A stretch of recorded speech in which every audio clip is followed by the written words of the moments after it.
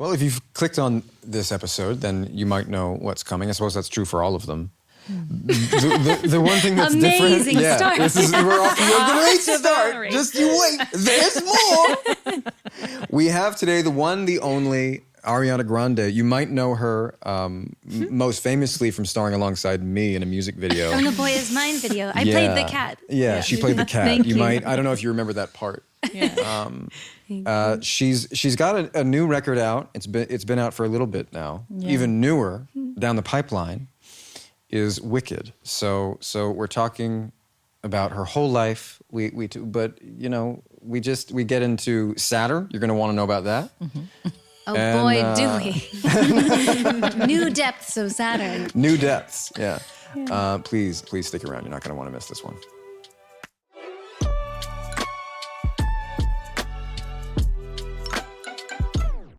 All right. Well, in addition to introducing my socks, we have with us Ariana Grande. Thank you. Hello. Thank you for having me. Thank you so much for coming. I'm Welcome. so excited. I'm honored and excited. We're so excited. We're just going to dive right in. We typically start around 12. Mm-hmm. From what I understand, you had... Now, this may or may not be true. We'll know if our true. research... Is it? I'm scared. Okay. Wait. Before we actually dive right in, I do think we have to address how different this episode is. No, it's from so all different. of our other episodes. I've seen In them what and way? I'm I'm like, not sure where what are you're you? talking about. In which way? Well, I walked in Is it and my socks? That's it. It is. We can see Penn's socks. It's that.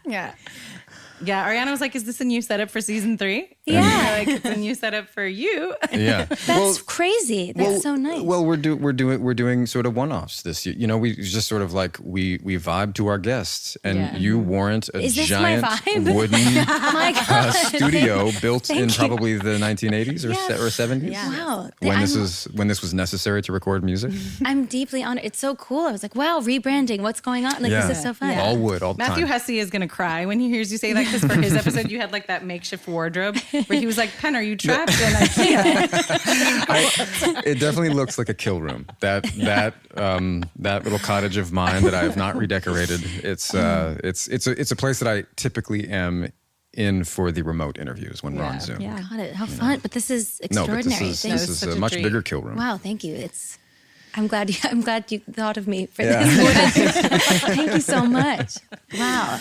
I can hear things differently. Yeah. Yeah. I mean, out of the headphones just sounds, I've wow. always loved recording studios. I Yeah. absolutely love them, and I'm interested in like your relationship to that. But we'll get into that first. Is this true or false? Did you have a screen name? Jim Carrey fan 42? That's true. Is this just true? So, Absolutely true. Well, he was 42 at the time. okay. So that's where the number came from, because Jim Carrey fan was taken. Yeah. So I had to put a number, and it was 42 because that was his age. And I believe that year I should stop, but I'll tell you. I had a birthday party for him. For him. For him. Was he there? What's his birthday? No, he couldn't make it. But Wait, what's his birthday? Do you remember? I actually don't remember now, but the weirdest thing, the most what? Give me a It's funny, chance. it's The most cosmic thing is it actually happened to be when I announced my album Eternal Sunshine, which is obviously named after the movie, and I announced it on his birthday, coincidentally. Wow. And you still don't remember what that date is? No, I don't remember still. Something with a 7 in it. Something with a 7. Ariana, who came to the Seven. Jim Carrey birthday that you hosted? My friend Aaron Simon Gross, Okay. I love who's still my best friend. Amazing. Yeah. This Did is you guys real. do like Jim Carrey themed things? No, we just watched the movies, and I think my mom had like Jim Carrey themed things. That's very cute. spectacular. That's so- we had like the mask. My mom had like little like paper masks. That's and- very Yeah. cute. Yeah, it was. So your mom was very bizarre. supportive Yes, she's always been very supportive of Jim all Carrey. of my obsessions. sweet. So what age was this though? Were you 12 or 10 Well, or? I don't know. I think I was. Well, if he was 42, I must have been. I have no idea. do the math, I don't know how old yeah. he is now, so I don't know. But you had a screen name. But yeah, that was my screen So, name. like, That's that right. was- So I was young, and it was like one of my first screen names. I remember. Okay. Tell us a having, little like- bit about you, because I feel like not many 10 or 12-year-old girls would choose that as a screen name. Yeah. Yes, I was always a little off. I was always a little different. No, but you remember the days when like you would have a few screen names? Yeah. Absolutely. Yeah. Yeah, that was like the cool thing. And away messages and like rainbow fonts. Like certain people could change the fonts. Right. It was in that era. It was like those days. Yeah. That was, that's where we're starting. That is what we're starting. Yeah, good. Well, do you think that, I mean, you know, your relationship to comedy is, to me, a really interesting one. You know, I don't think you've ever left it personally. I feel like it's in your music in just the right amounts. You know what I mean? Your appearances on SNL are Epic. pretty show-stopping and phenomenal. Thank you. And then, of course, you know, you started not much later than 12, like doing these comedy shows. I mean, what did you think of comedy then? Was it your favorite thing? Was it related to you as a performer, or? Yeah, I think, first of all, thank you. That's so nice. But I loved comedy first. I mean, I loved singing first and foremost. But I remember that comedy always gave me a different feeling than singing did. Singing, I think, takes itself so seriously. And I love laughing so much. Like there's something about making a person laugh that's like, we're comfortable, we trust each other, we're here. Like laughter is just the best thing in the entire world to me. So, yeah, I don't know. It was always something I loved a lot. And then I think when pop sort of took over for a while, I lost a little bit of like that light. And I kind of like, I missed it, I think subconsciously in a very big way. So yeah, I don't know, looking forward to kind of, I'm glad you said that you could hear it a tiny bit in the music, because I don't like to take things too seriously in some of my more like playful pop songs. I think it's a nice, you know, place to put some comedy sometimes. But yeah, thank you. I don't know. Yeah, I know. I really hear it. Especially, I don't know if you remember this. The first time I DM'd you about this. Well, yes, it was about this. But the way I shot my shot was, I said that "Shut Up" is one of the best like pop openers of an album of the last probably 10 or 20 years. I really love it. And it's so funny, but it's so well crafted. Thank you. And that to me, again, like that you could go on SNL as you do. Okay, so fine. So somebody can be funny, but that you, to me, I've always heard it in the music. So I think that's really cool. You. It's that not blew easy my to do mind. in pop, I couldn't believe that you had like heard my music, or I've been watching you forever. I would have to live under a rock, which I nearly do, but I have still heard your music. Well, thank you, but also to lead with that, like that's like, I was like, whoa, this is too much for me. Thank you, though. Penn, also the interesting thing about him is that he's incapable of lying. Yeah, so that's true. If he's gonna write that's to a good you thing. with something that he likes that you've done, It's you know sincere. It was really hard for me to start doing ads at first in the podcast. I was like, I had to figure out how to get behind this ad. I remember one time when I didn't have the time, I took like an hour to record. And I won't say for which one. It's always but that. it took me an hour of time I did not have. Yeah.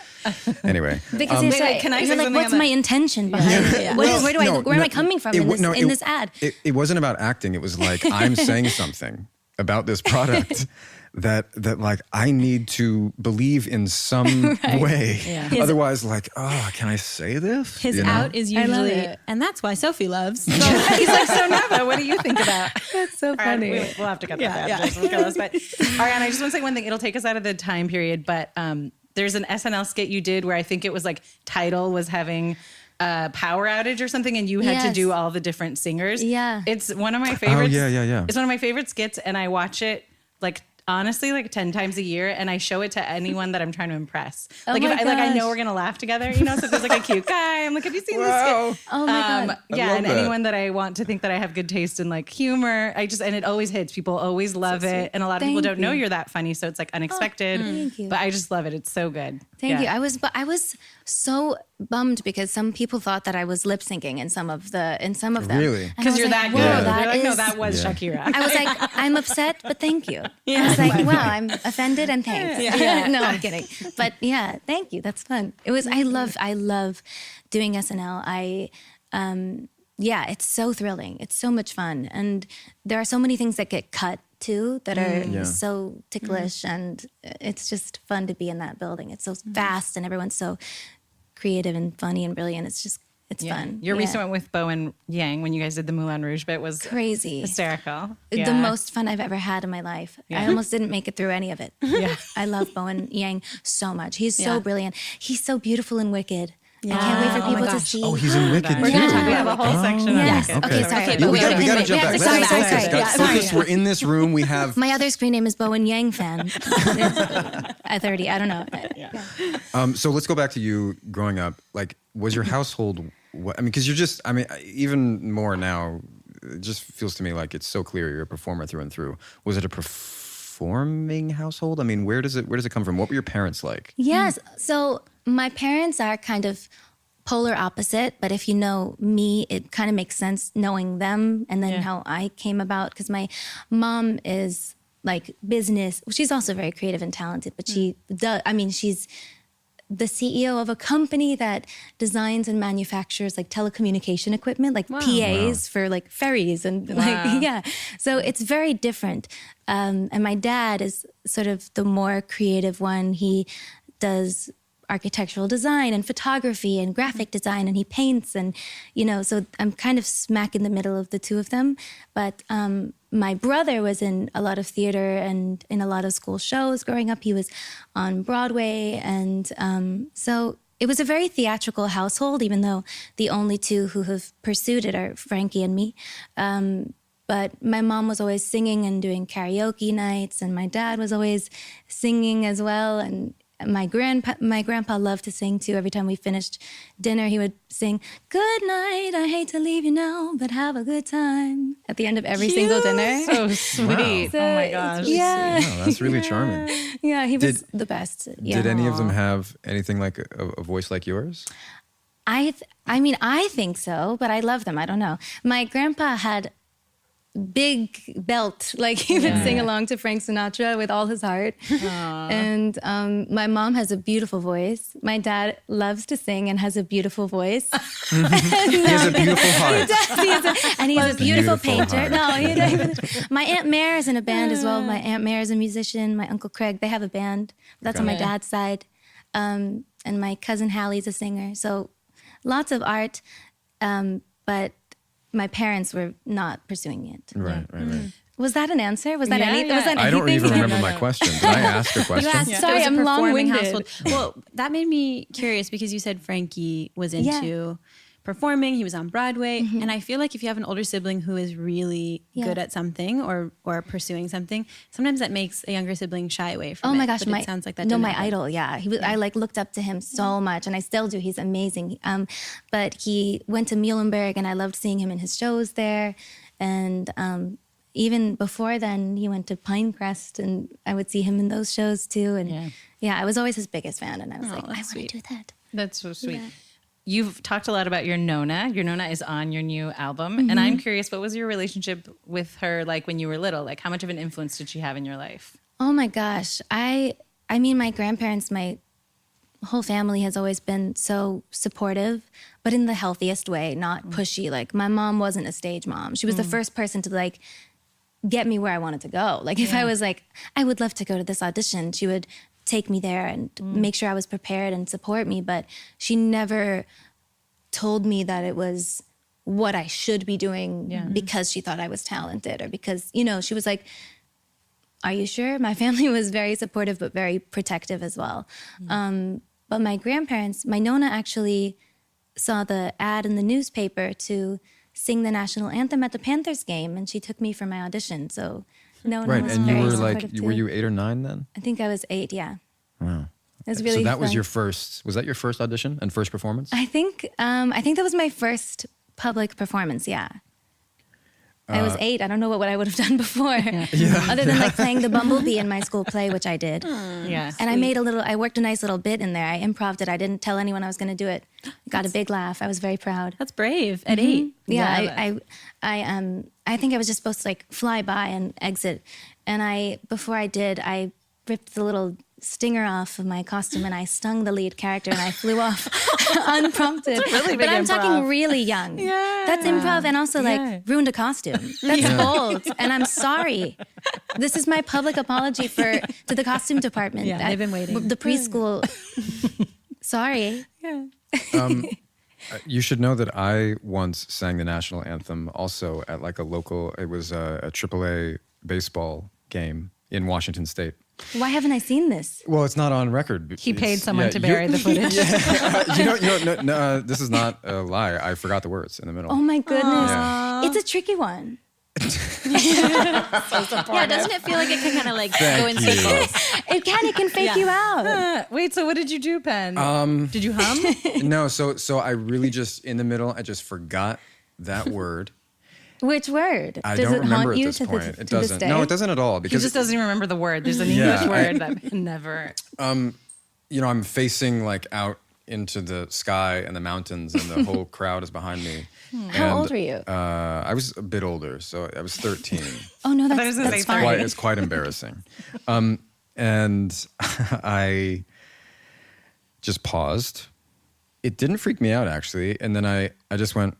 And then I hear the whole crowd chanting the word, but because it's a crowd, it's very hard to make Yeah, out. this is not helpful. And so then I actually said, "What?" Best case scenario. And then I finally heard it, and I go, "Oh, thanks." And then I just finished. That's fabulous. And then I need to see. both teams were so supportive. They were just like, "Yeah, That's slapping me so on the back," because they sweet. assumed that I was mortified. But I have to be honest, like. No, I that's wasn't sick. really. That's I really sick. I wasn't really Yeah. because I don't know. It just I would have thrown up amazing. for sure. Yeah. He's like, yeah, you would have. I would have. definitely- I definitely would you have. definitely would have. The one person who was not supportive was the person who hired me for it. She was like, Why? "Well, I guess I could have been more You're prepared." a kid. You're Yeah, I mean, you should hire is not That the is word. deeply It was- traumatic. Yeah, You can't say that to a 13-year-old. yeah. That's Can a viewer please find this footage and Please. Yeah. DM it to us? Right, That There's is- going to be an No, there- uptick in Google searches. There Penn would Badgley be anthem. There's Yeah. definitely Truly. there's definitely no footage. It's before phones. You know? Oh man. Oof. Yeah. Before He's trying to throw us off the set. Yeah, before all it was Before just before there were no telecommunications. Yeah. He wait, didn't so- the camera hadn't been So hold on. invented yet. I'm curious if you can recall. This is the genesis of you as a performer here. We're building a story. Okay. Do you recall either afterward feeling that I want more of this? Were you just like, like I'm wondering if you have any core memories there. I think I didn't have much of a relationship to the song at the time. I think I was 8 and I was like, these are the words, I'll sing them. Just perform it. Like you got I off a loved stage it. or the I ice loved or whatever. It. I felt so happy and proud. And the funniest thing about that video to me is how I feel like I look exactly the same as I do in that video. Like that's exactly still everything. I didn't even know there's a video. There's a video. It's really funny because when I'm done, the way I whip my head and walk away is too crazy. It's a little too much. I liked it a little too much back then. It was really funny. I loved it. I had so much fun. I wanted to do it again. Did you get But I hit by a puck? I did. I got hit by 2 pucks. But I'm Same I'm a game? big Panthers fan still. Wow. Where Nothing did- can take me away. Where did the puck hit you? Once was the palm of my hand. Because you were like this? Yeah, because like, because my dad went to cover me and they went to, and I didn't know what was happening, so I went like this Whoa. and it got me here. Oh man. And I don't remember what the other. I think it was Well, the probably to same the thing head. twice. Yeah. Obviously, the other time. That's where my memory went. That's wild. That can be so dangerous. No, yeah, it was. Yeah. But they really. Oh my gosh, they put me on. They got me tons of ice, and they put me on the Zamboni, and I was like, I'm not hurt anymore. Again, I love this. No, I was like crying. I was crying and smiling at the same time. You were already I was like, learning how to smile through the pain of the yes, performance. and boy, did I need to learn quickly. Yeah. I'm kidding, joking. That's Well, dark. no. But no, I was like, and then Yeah. dark. So- that was dark. No, Sorry. I don't think it was dark at all. I mean, it reminds me of something you said on the video, which we'll talk about later. But Oh my God, our video shoots? yeah. Oh my God, wait, what did I say? You said that you had like I think you hurt your foot somehow. Oh yes. And we were just talking briefly about how you're constantly getting these. Not you, a performer is constantly just sort of getting hurt, And like and you just got to go through it. and like it's just not a priority. Yeah. You're just even like mid take. Yeah. I'm like I cannot acknowledge this right now. And when we're done, I'll be like, hi. may I have a Band-Aid? My pinky's on the ground. It's like Yeah. certain things just aren't as important when you're in a take or something. No, I exactly. don't know. And you're I like, fractured a rib in the middle of a take, Right. and I was just like, finished until the end, and then afterward, I was like, I can't move. yeah. Yeah. That's wild. And That the is sickest wild. part of me was like, oh God, I bet that was perfect on camera. Yeah. I'm like, I bet that was great for the scene. Yeah. Fucked. So at 8 years old, you're singing the national anthem. You're like, I love this. Yeah, I and loved it. What's sort of the next step? I know eventually you make it to Broadway, but what And kind pretty of happens quickly. in between? I mean, this is those the thing. things? With you, it was like so fast. It was fast, but I'm thankful that it wasn't too fast because I was still home with my family for like those years that I was a teenager when I was on Broadway. I was already 13. So between then, I did a lot of like local family theater and community theater, and I was always on stage. I loved acting and I loved singing and being a part of any show that I could find. But then I went to audition with my best friend Aaron Simon Gross, who was at the Jim Carrey birthday party, Yes. for 13, the musical, and we got it together. Like he was, Wow. we both got it together. It's It been was so fun. yeah, so I got to do my first few jobs because then I met Liz Gillies, who's one of my best friends in the entire world, and then after 13 auditioned for Victorious, and she and I got that together. So I've always had God, that's support amazing. and friendship around me. But yeah, I didn't start too young. I feel like 13 is, even though working at a young age is like, we There's a can lot talk there, for yeah, sure. 75 hours. There's much to say, and we'll get Yeah. there, I'm sure. But, it was nice to have a friend, and it was nice to have not been 7 or 8. What about you? Wait, Definitely. you were young. Yeah, I mean, I was about the same. So let's see. I first started doing community theater at like 8 and 9. And then I got my first like... What was your first role? Will and Grace, actually. I had like 5 lines on Will and Grace. In community theater? Oh, sorry. No, I thought you meant... all I thought you meant... I thought you meant I meant in your ever. well, outside of school Yeah. was Winthrop and Music Man. You know Music Man? A little, enough. You love musical theater. I love musical He's theater. don't like, love do you Music love Man. music? I don't. I'm not very Yeah. well acquainted gonna with test the you. music. It could be the Not reason that enough. I don't love musical theater because I loved the experience, but I did not. Maybe it wasn't the right show for you. It wasn't. And then also my audition song was "I Can Show You the World" from Aladdin, Fabulous. or "A Whole New World" is Cool. what it's called. Yeah. But Yeah. it starts with "I Can Show You the World." Yeah. And oh my goodness, I think of that audition process and cringe. However, I discovered that if it's done at its best, when I saw Rent, I loved Rent. Rent I is- loved Rent as as like a 20-year-old. Yeah. Like Yes. I could say, okay, when it's done well, Yeah. I do like a musical. I have a core memory around Rent. My whole family was obsessed with musicals. Yeah. We would sing Wicked all the time. Rent. Were you I a was Glinda or young. an Elphaba, may I ask? Oh, Glinda. Oh my God, obviously. fun. You don't have to say that. Popular. Popular is the best song. Oh my gosh. But no, but we would sing Rent all the time, and I had no idea what the songs were about. I was like 8 or 9, and my whole family went to go see it on Broadway, but you Right. weren't allowed to bring a 10-year-old. Yeah. So I had to go see the New York City Ballet, which I fell asleep in with my aunt while they were all at Rent. It was horrible. Oh, Rent, Yeah. yes. Wow, Rent, that's devastating. Yeah. Nothing's crazier than loving Rent at a young age, Yeah. being young and loving the songs, Yeah. and then growing up and being like, whoa, that's what we're about. Whoa, holy shit. One song glory. Whoa, Yeah, whoa. honestly, all I knew about Rent was the South Park episode. It's like eight. Yeah. You know that. Yeah. And I didn't realize how much of a specific kind of lampoon that was because I turned to my friend at the time who I was seeing it with after like 4 or 5 minutes, and I was like, Are they were- ever going to stop singing? And she looked at me like I was crazy. And she was like, No, of course not. And then I, for the next 15 minutes, I was like, what have I done? What have I done? What have I done? But then, it won't make Yeah. I don't want to delay us, but I have a crazy Rent tie-in story. go. Tell us. I was in a group called Kids Who Care when I was really young with Aaron and all my friends, and we would sing for like different charity events, or sometimes we would even go to old age homes and perform for the elderly.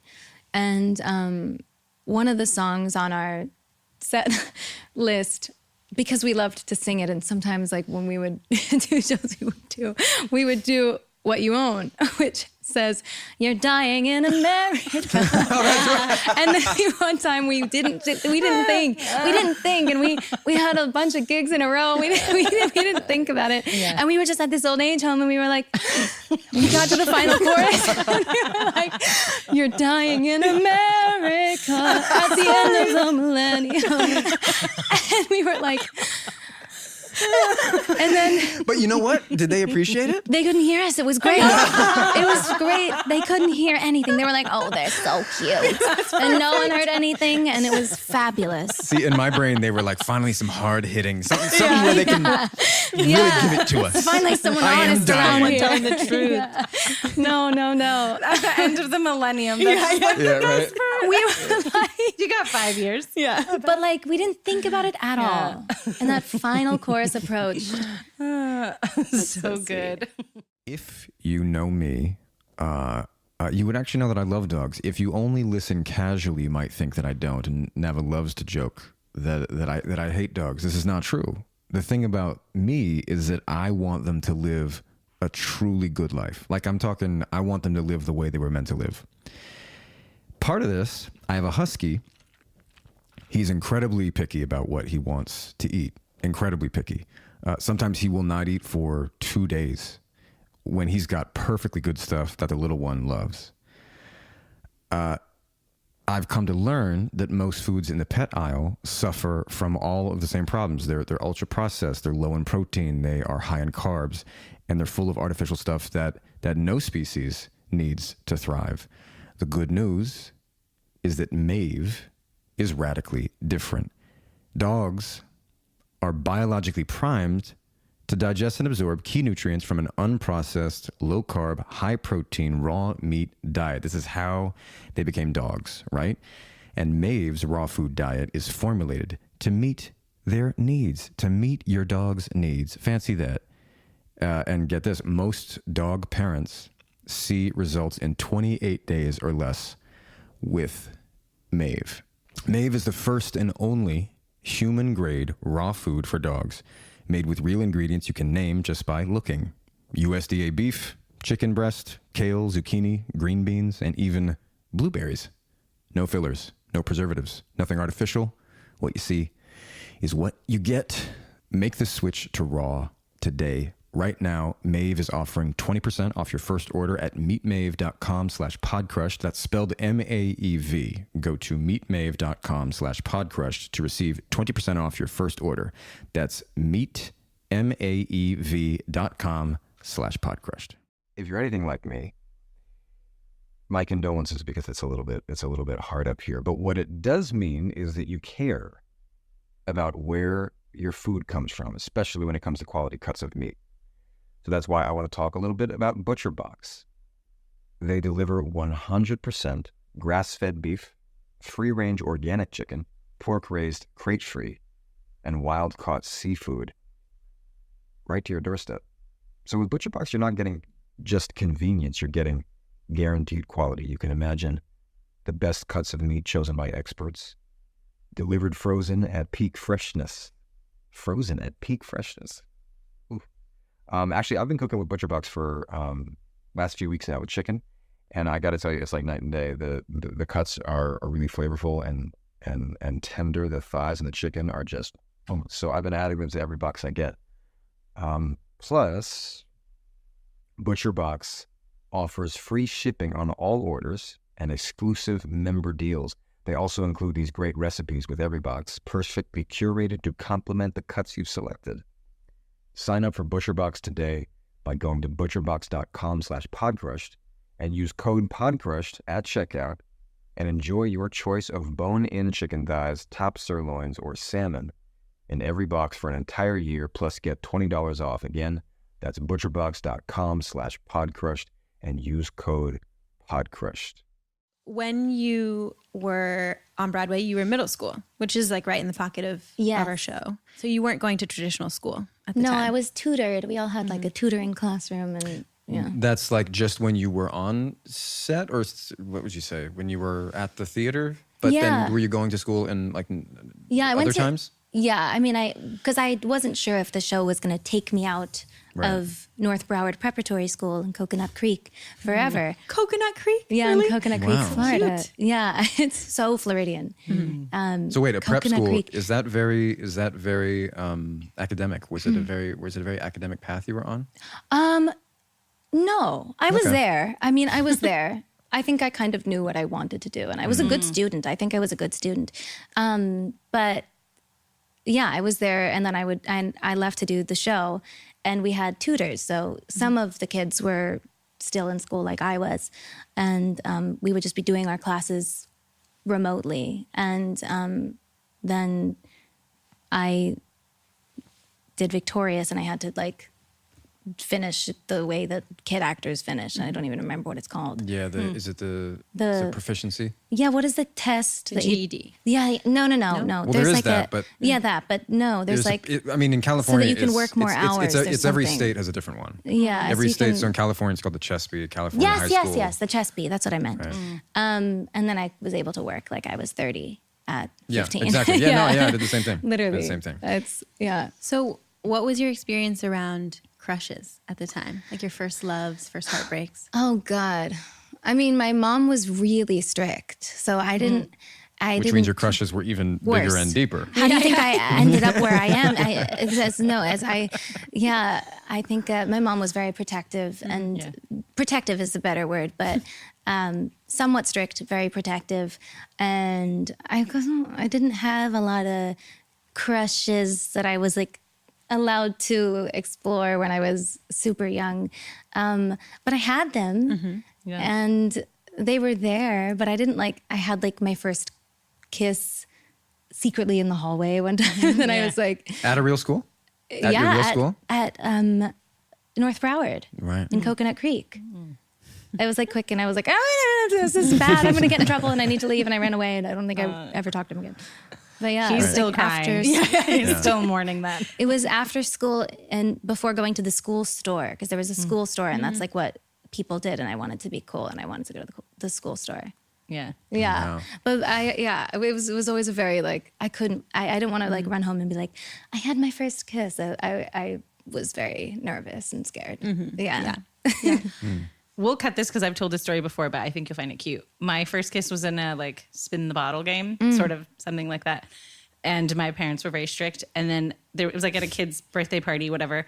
And I went to every kid at the party crying, please don't tell my mom. They were all like, why would we tell I was like, please don't tell my mom. And then You have to leave this in because I feel seen and understood. and then as soon as I got home, just opened the door. Mom was like, hi, Nava. And I started crying.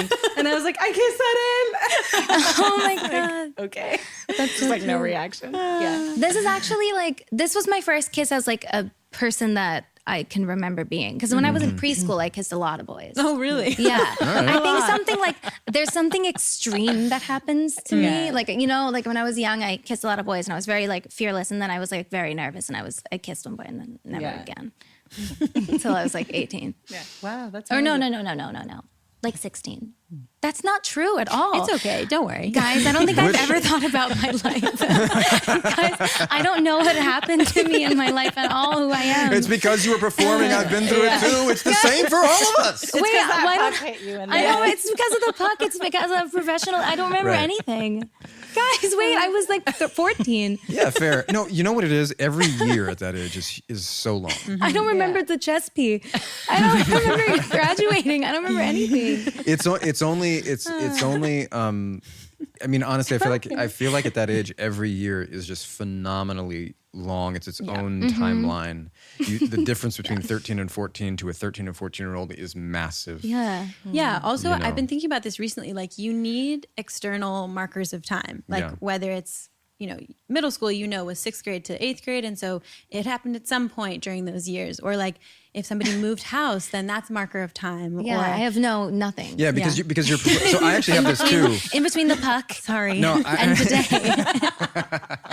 Sorry, go on. What? But I honestly after leaving school formally at 12 years old, a lot of it blends together for me as well. So I feel you. Yeah, strange. How We're did- finding it today. I'm curious how you whether you thought of yourself as an artist then or not, how were you seeing the world? What do you think your greatest aspiration was at that time? To sing. Okay. I just wanted to sing. I really loved it. And what about like, was acting connected? You know, because you were in musical theater then. Did you always want to just sing, or at that time were they really wed together? Well, they were wed together because I wanted to be on Broadway. That was my first and only goal. I was like, I want to be on Broadway. I want to be in musicals, and I also love making music. That was the other thing that I loved doing. I would love to like go home and play on GarageBand, and like I had like a looping machine that I would play with because Imogen Heap is my idol and my forever all-time #1 inspiration. And I saw her use one on stage. So for Christmas, my mom surprised me with one, and I don't think it was like the same thing. It was, I think actually mine's used for the guitars or something at the time, but I don't know. Right. But I would like play and loop my own vocals and just kind of like I loved it so much. So I knew I wanted to pursue the arts in any forms. I loved writing songs. I think I wrote my first song when I was like 12, and I loved it. So I just loved it. I just wanted to create. Do you remember what that song was about? Let It Rain. Oh, that's a great title. Thank you so much. I thought I was like Mary J. Blige or something. I thought I was like Natasha Bedingfield. I thought it was very of that era. Yeah. Yeah. Oh, Let what rain? It. All of it. it, baby. I'm open, just all of it. And like, why are you writing that at like 12? What are you talking about? I mean, I wrote a song at 14, I think, called "Stay with Me," which is like "Stay with me tonight." Like, come on, we're all just regurgitating what we hear. That's beautiful. Do you have it? It's still? actually we actually have. We can send you a clip of Evan Rachel Wood singing it because she knew it. So we were friends at that point, and I, it's funny you're talking about a looping machine. I really wanted one. I had a 4-track, but I love to stack harmonies. I just loved harmonies. It's, again, I could teach you a little bit about it later. You should sing. I would like stay with me tonight. Isn't that it? Can you give us a few? Give us one. No, I'm not. No, yes! See, that was not the lyric. See, Evan, no. Why does everyone know it except me? Everyone is just in the these 90s. Two. I don't remember what it was, but it was not. We could go out walking without talking. That was too rhymey. And I would not, I remember that there was a clarification. It had something repeating. Anyway. This is such an abrupt pivot, but we have a question we ask every guest, which is to tell us an embarrassing story from that sort of early adolescent period, if anything comes to mind. Oh, God. I don't know, and this sounds like so stupid, but I feel like I'm not like easily embarrassed. I just feel like I'm like, I'll make like a terrible joke and carry on, and I don't know. But I don't know. Something embarrassing about that. I had really bad OCD. Really? Is that embarrassing? That's just sad. That's not that's just bad. That's just bad. What do you mean? Like obsessive, like counting, or like certain ritual, like certain had to be in the shower for a certain amount of times, singing through Defying Gravity 3 times in the shower. That's how I knew I had a long enough shower. What's the song? Defying Gravity. I'm not kidding. From Wicked. When I was really young, from Wicked. Right. Literally though, when I was like, wow. Can we remove Pen from this section? We're gonna open the door. I could go have some more jerk chicken if. The song. It's a show called Wicked. I've never heard it. Sorry. No, things like that. I feel like that's embarrassing. That's embarrassing. No, I was just thinking when you said I don't get embarrassed, and then Penn was talking about that, singing the anthem and forgetting the words and not feeling embarrassed. I feel like that's something. You think there's something wrong with us? No. Makes us. I feel like that's probably part of the genesis of becoming a performer. Like you have to kind of have the kids who don't have that. I definitely kids who get embarrassed embarrassed quickly and easily are not going to go on stage. They're not going to develop the practice. Okay, I agree with you on one hand because it's like doing it in front of people. Okay, fine. But I was very, very easily embarrassed by very, very little things. And I want to recall that you kissed a boy. Internally. Embarrassed. Well, that's what I'm saying. So shy. So what we do, I think, in this show, every now and then a guest will have like some kind of really prototypical, like, it was a very embarrassing moment and they all laughed at me and it's very funny and all of that.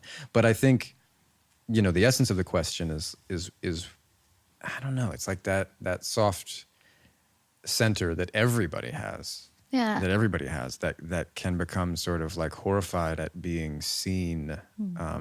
Maybe it's just being seen, or I don't know, but being seen in a way that doesn't feel like it's fair. Right. You know? Well, I think embarrassed and like saddened by opinion are two different things, I think. That's fair, yeah. Because I think it's like, that's of course a massive piece of it, but it's like, when I was young, I like could easily laugh at myself, if that makes sense. That's nice. But all of it inside is all, you know. Yeah. That's why you become, I think, outward, do anything for the laugh, and I guess sort of brave in that way. Because inside you're like, hey, what? I suppose. Yeah. Shy. How many times would you sing Define Gravity in the shower? In the shower by myself, I would have to hear it 3 times to know that I had been in there long enough. But it was like that kind of OCD. Right. It was like numbers and like certain routine things. Cleanliness and stuff. Cleanliness, definitely. I would use so much total germaphobe, monopathophobe. Like my hands would be cracking with because I had used so much hand sanitizer, and I'd be such a germaphobe. Did this? How did COVID impact you then? I was okay. I just was mindful of precautions that normal. But I'm so much older now. But when I was little, it was like the scariest thing in the world to me. When did it subside then? Like it's interesting that it was younger and then not older. Weird, because I talk to my therapist about this a lot. It goes away when I'm creating and when I'm busy with work. Like when I have a job, it went away when I started working a lot. And when I started doing like finding community in theater and finding people and finding casts and distractions and kind of a place to like put my feelings and like use my feelings. And then when I'm kind of like in an off season or like in between projects, I'm like, is that thing scary again? I'm like, am I like, is that thing coming back? I don't know. But I think like when art is in the forefront of my life, I don't have time to think about anything else. Everything really subsides when, But that was when I was young, and I was I think I was so brave then, and now I'm like so soft and so like I'm like a little, but we're finding the balance now. It But seems like it took a big circle, Yeah. It sounds to me like something of your new record is a return to tiny. Yeah, for sure. Thank you. It definitely feels like a certain coming home to myself has taken place over the last like 2.5 years or something. But but people say that's what happens when you turn 30. I think it's just something we all kind of get. Late 20s, 30. Yeah, late 20s, 30. It's like you get there, you come home a little bit. You talk about the return of Saturn. And I mean, you have this Saturn interlude. And in preparing for this, I decided to I wanted to learn a little bit about Saturn. Here's a really interesting thing that will possibly lead you into a valuable reflection or not.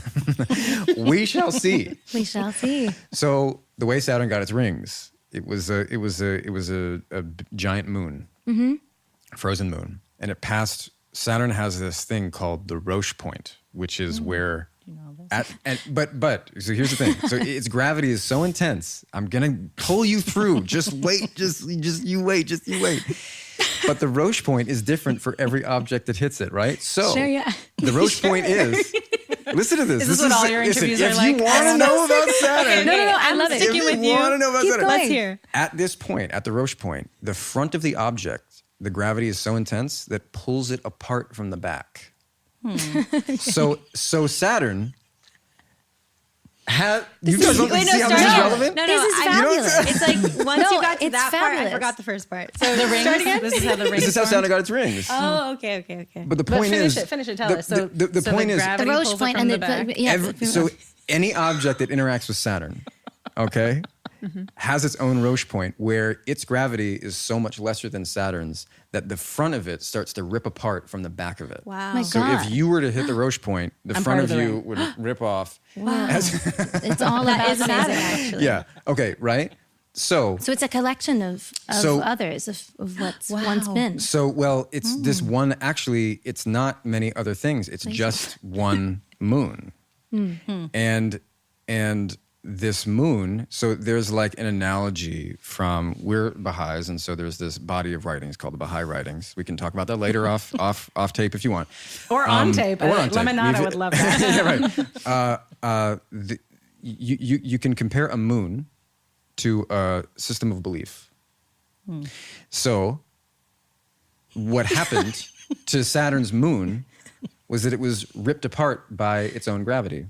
And isn't that poetic? And I was thinking that if there's any validity to this idea of Saturn returns, is that a belief system of your own is being torn apart, but then it's being reorganized rather than a single point. It surrounds you entirely in totally new fashion and form. That's stunning. Yeah. That's beautiful. You landed it. I did land landed it. well plane. done. I landed You it. landed the plane. That was absolutely gorgeous. And I was, and so I can't, really was. having gone through late 20s and 30 myself, I just feel like you've turned this period into a piece of art. Actually, I hadn't even done it. You've made the rings. You took the thing, you've decorated yourself with this beautiful new gem, which is eternal sunshine, right? Well, thanks. That's what I'm saying. That is so beautiful. That's what you should say. That's so Use that for your Yeah, next. thank you. I'm Can gonna we actually say that now. just roll it back and you say all of that? That would, That's such a beautiful.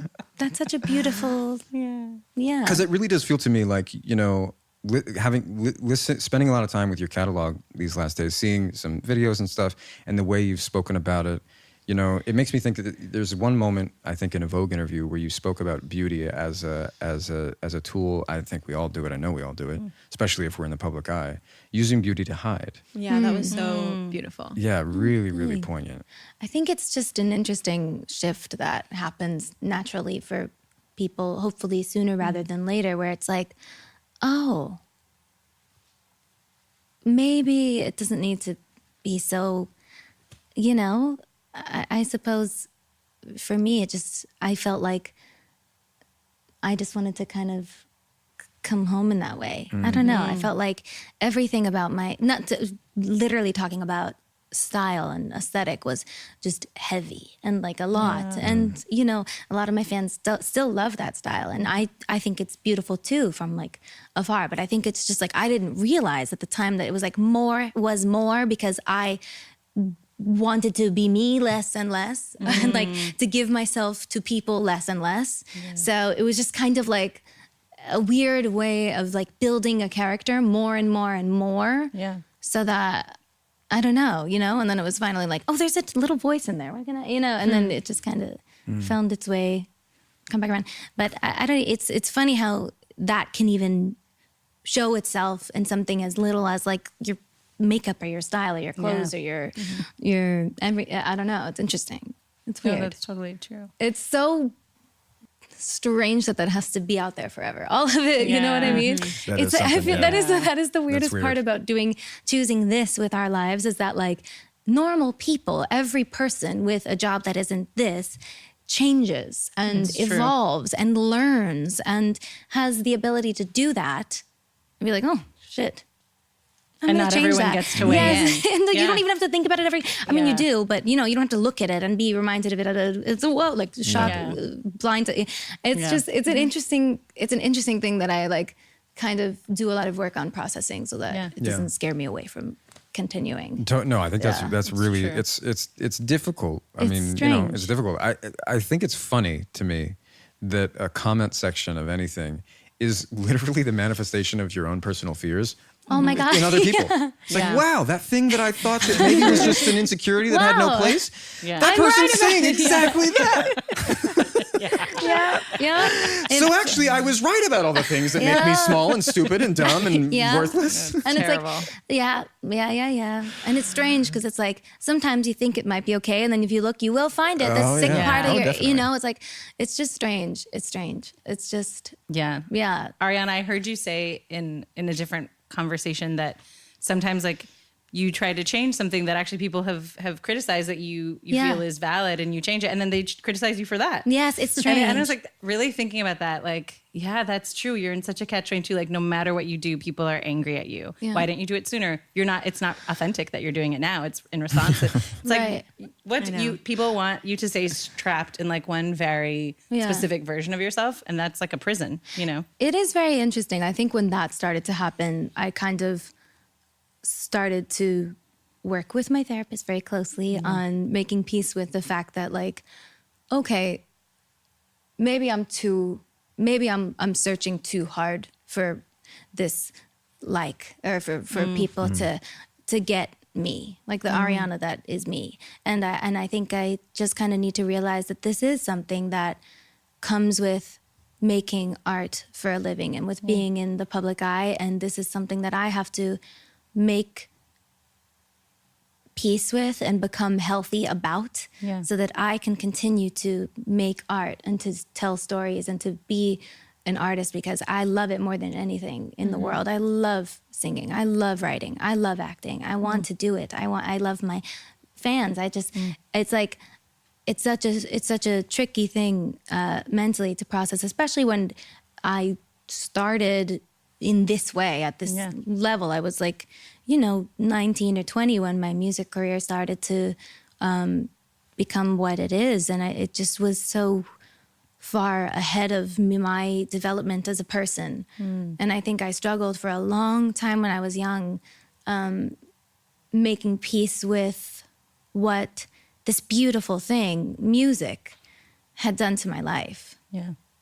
And I think it's still something I work really hard on being healthy, having a healthy relationship to, is this. Of course. Yeah, and I'm thankful because I feel like before Eternal Sunshine, I was not happy to be doing it. I was not happy about it. And I'm very happy about it. I love it. I've loved every step of this album cycle so far, and of Wicked, and of the lead up to Wicked, and the audition process. It's like feeding. I'm sorry, this is so long-winded and so we love it. We love it. Ariana. It's so much. I'm sorry, but it was just like a very informative and nutritious process, and I think it brought me home to everything I love and helped me reprioritize. That my relationship to those voices, to art, to everything, and it's funny. This episode is brought to you by Philo. I know it's not just me. TV has gotten really complicated. I'm either endlessly searching for my favorite shows, or I subscribe to probably over a dozen different streaming services now to make sure that I can watch everything I want to watch, my kids want to watch, the wife wants to watch. You don't even save that much money anymore. In fact, I think I spend more money than I did on cable. I'm not sure if it's the same for you, but thankfully Philo has changed all that for me. One service, all the stuff I need. Philo's got current seasons of the shows I can't miss live on networks like A&E, MTV, Discovery, and TLC. It has classics like The Office, Martin, and Friends, which I never get sick of, and all of the incredible originals on AMC Plus, from Mad Men to Orphan Black. Don't forget the library of more than 75,000 movies and shows, all of which I can save and rewatch anytime for a whole year. With Philo, you can never miss a minute of shows like Friends, Catfish, Paw Patrol for the kids. And Philo has amazing features like unlimited DVR for 1 year. And it also allows for multiple profiles and multiple streams. Best of all, with Philo, you get all of this for just $28 a month.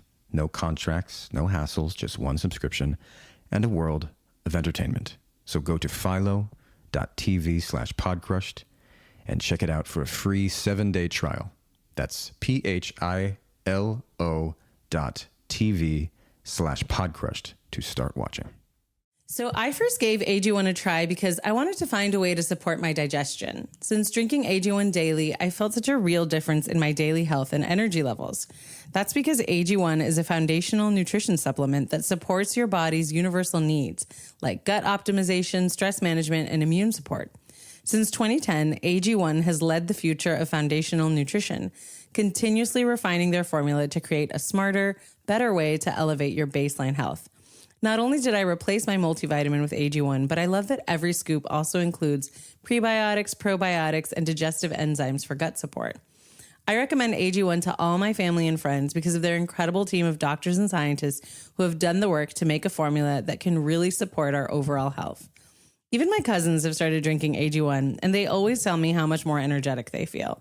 AG1 actually came into my life at a time when I was on a work trip with none other than my co-host Penn Badgley, and we were staying at a home with, I have to say it, a lot of sick children. And Penn had smartly traveled with his travel packets of AG1. I hadn't. And he very generously gave them to me. And since then, I've been a convert. If there's one product that I had to recommend to elevate your health, it's AG1. And that's why I'm excited to welcome them as a new partner. If you want to take ownership of your health, it starts with AG1. Try AG1 and get a free 1-year supply of vitamin D3 K2 and 5 free AG1 travel packs with your first purchase at drinkag1.com/podcrushed. That's drinkag1.com/podcrushed. Check it out.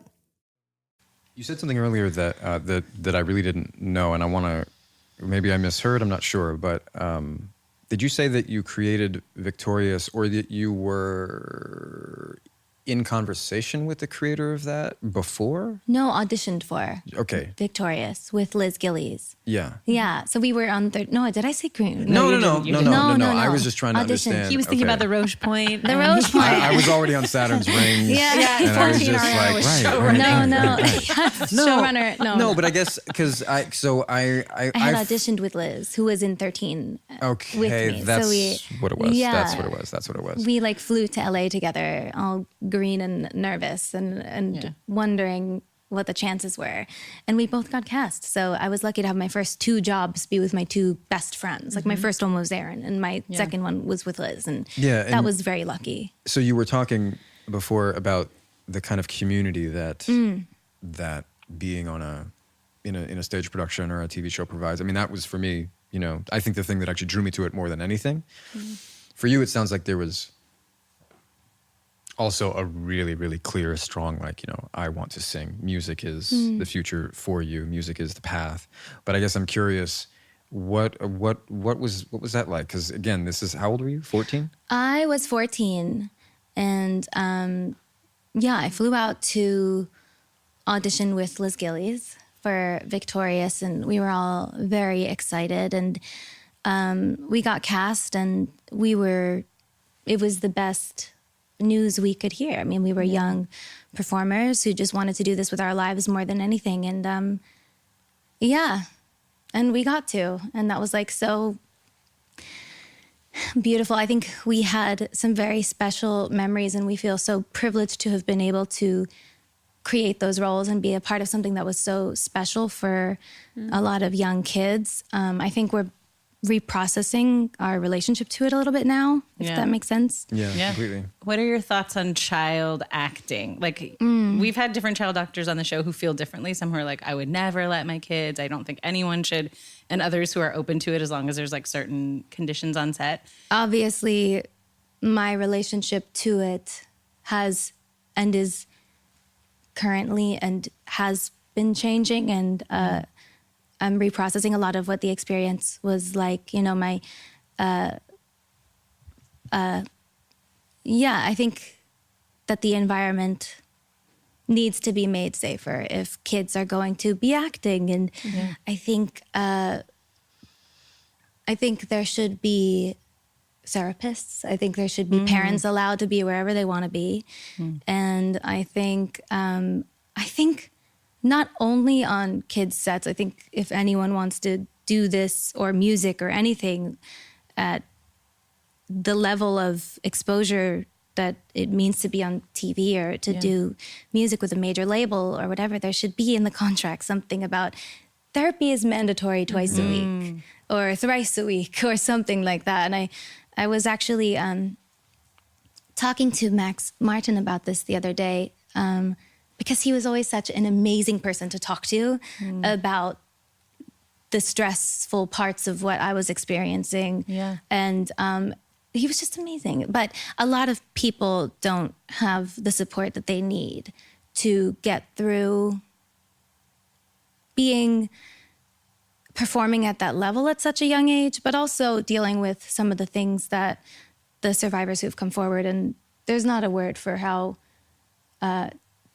devastating that is to hear about. And so I think the environment just needs to be made a lot safer all around. And like I said, I'm still in real time processing my relationship to it. But the beautiful thing about it was that Liz and I got to fall in love with these characters that we created and learn what it feels like to be so in a character that you can't, separate yourself from it. And there were things like that, but the rest of it is still being worked on. Definitely. I mean, I think it's not just in Hollywood, and it's not just on like certain sets. It's undoubtedly true that anybody who's going to be a really professional, competent, experienced, technically like veteran performer by the time you're in your like 20s, you have to have been doing it for a long time. And I don't think there's anybody who's gotten there who hasn't experienced, all these degrees of what you should and could call exploitation. But as you're going through it, it's not just that one thing. There's a million layers to it. Right. And you can find, and as a person who then depends to some degree, not depends is not the right word, because I'm saying this for myself as well. Like, the greatest burden and the greatest gift of my life is being a like high level professional performer. You know what I mean? Like, I have some of the most spiritual moments of understanding and insight and mercy and compassion when I'm in the middle of it. And I wouldn't be able to do that if I hadn't been doing it for so long. You know what I mean? And so it's like it takes and it gives. There's a lot to it, and I think the way that, as you said, I mean, devastating is a great word to describe the things that are coming to light now, and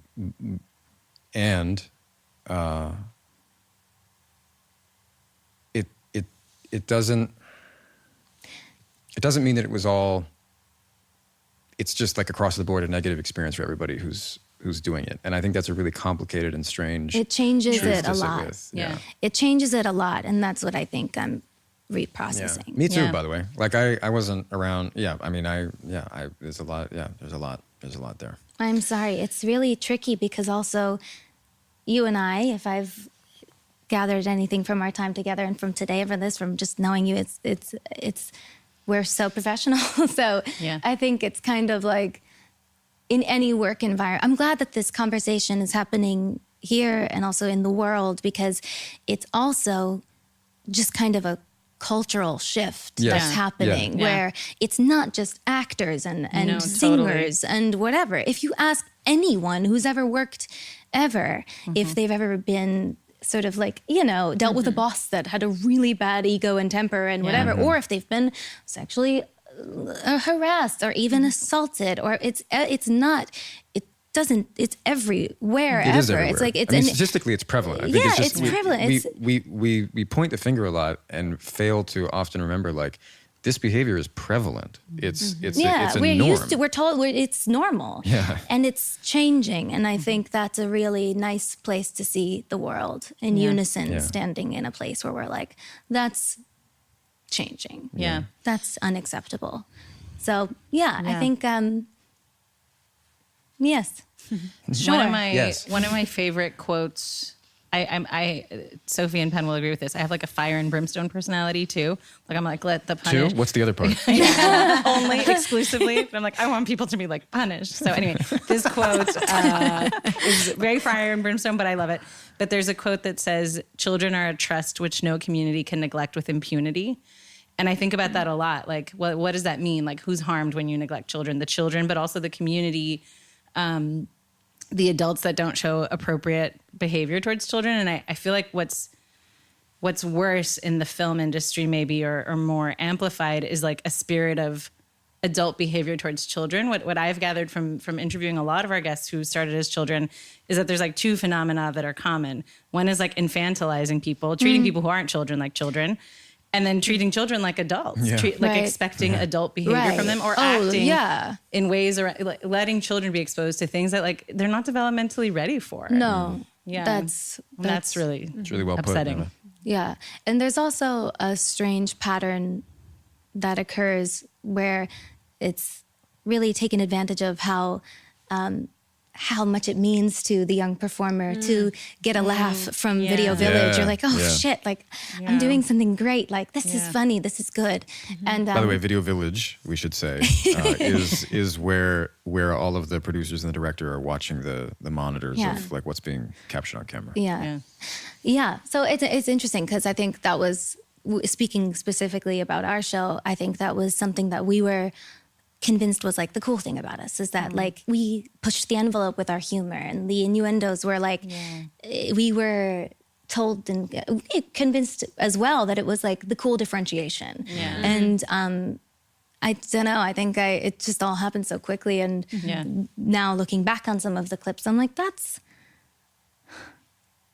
damn, like really? Yeah. And oh the shit! craziest- Like if my daughter, you know, sorry to, no. you know, I just, you think about it, it's like if I had a daughter, it's like, and The craziest part of that is like how many people have to approve it. Like when you start working in so television, many adults, How many adults? so many 45 adults. adults at No, least. so So many many adults adults. approved that. So that's it's like there's no spirit of responsibility towards children. Right. There's a spirit of like a bottom line, a There financial is a bottom line. You know, There's a bottom line, and then the things that weren't approved for the network were snuck onto like our website or whatever it was, and that is another discovery. But Wow. going into it, I guess I'm upset. Yeah. But you know, towards the end, my mom was allowed to come to set when I was like, you know, a little. She but, wasn't allowed to come to set. When we were younger, they were allowed to come to run through sometimes, or like things like that. Like occasionally, I think. But yeah, towards the end, she was there like a little more, and we've been talking a lot about this recently, and she's been like sort of. My mom and I have Yeah. too, by the way. Yeah, Well, because it's like, it's awakening. yeah, you have to start to process like, okay, so now knowing what we all know, neither would I want my children to be in an environment like that, nor does my mother in retrospect think that I should have been in an environment like Right. that. So, you know, Yeah. then how do we And kind it's- of reconcile around that as you know, for the sake of our relationship? Yeah. And Yeah. how do you also like put it to use? How do we put it to use? How do we, how is there an end to things like this? I was actually talking about this with Max, who I said earlier, because I think that in my contract as a Republic Records artist, I want to see them add moving forward. I need to call Monty Libin about this. Monty, I have an idea. No, but I think it should be provided that if you're going to be doing this on this scale and your life is going to turn into something that you know it is, if you do it, if it goes well, and if you get to do it and you get to be on the stage at the Grammys, and you know your dreams are coming true, there should be an element that is mandatory of therapy, of a professional person to unpack what this experience of your life changing so drastically does to you at a young age, at any age. It's just really gets you for a second. Yeah. Ariana, I want to say completely sincerely that meeting you now, I mean, you're just so lovely and kind and sweet, but even from afar, I just feel, and Penn, I've like had conversations with Penn about this, completely sincere. You're so strong. Like you've gone through some incredible things. And I just feel like grace has to be one of your lead attributes as a person. Like you seem to handle things with grace. Yeah. That's nice. Thank you. You got me. Thank you. That's nice. It's true. Yeah. Thank you. I think everyone in this room is very strong. Thank And yeah. You don't know them. you. He's like, nah. You don't really know them. I was only talking about, no, I'm kidding. No, but thank you.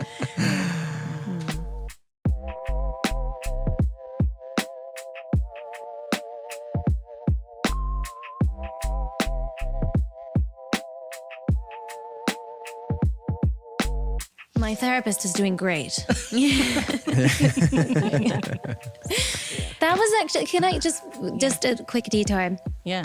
Speaking of the funniest things that have happened in the like world that is so many degrees removed from what we are actually doing in real life. one of the funniest stories when I was becoming whatever I became was that my therapist couldn't even work with me anymore. I think it was, of course it was, but they said that my therapist couldn't even work with me anymore. I've been with that therapist for 15 years. Wow.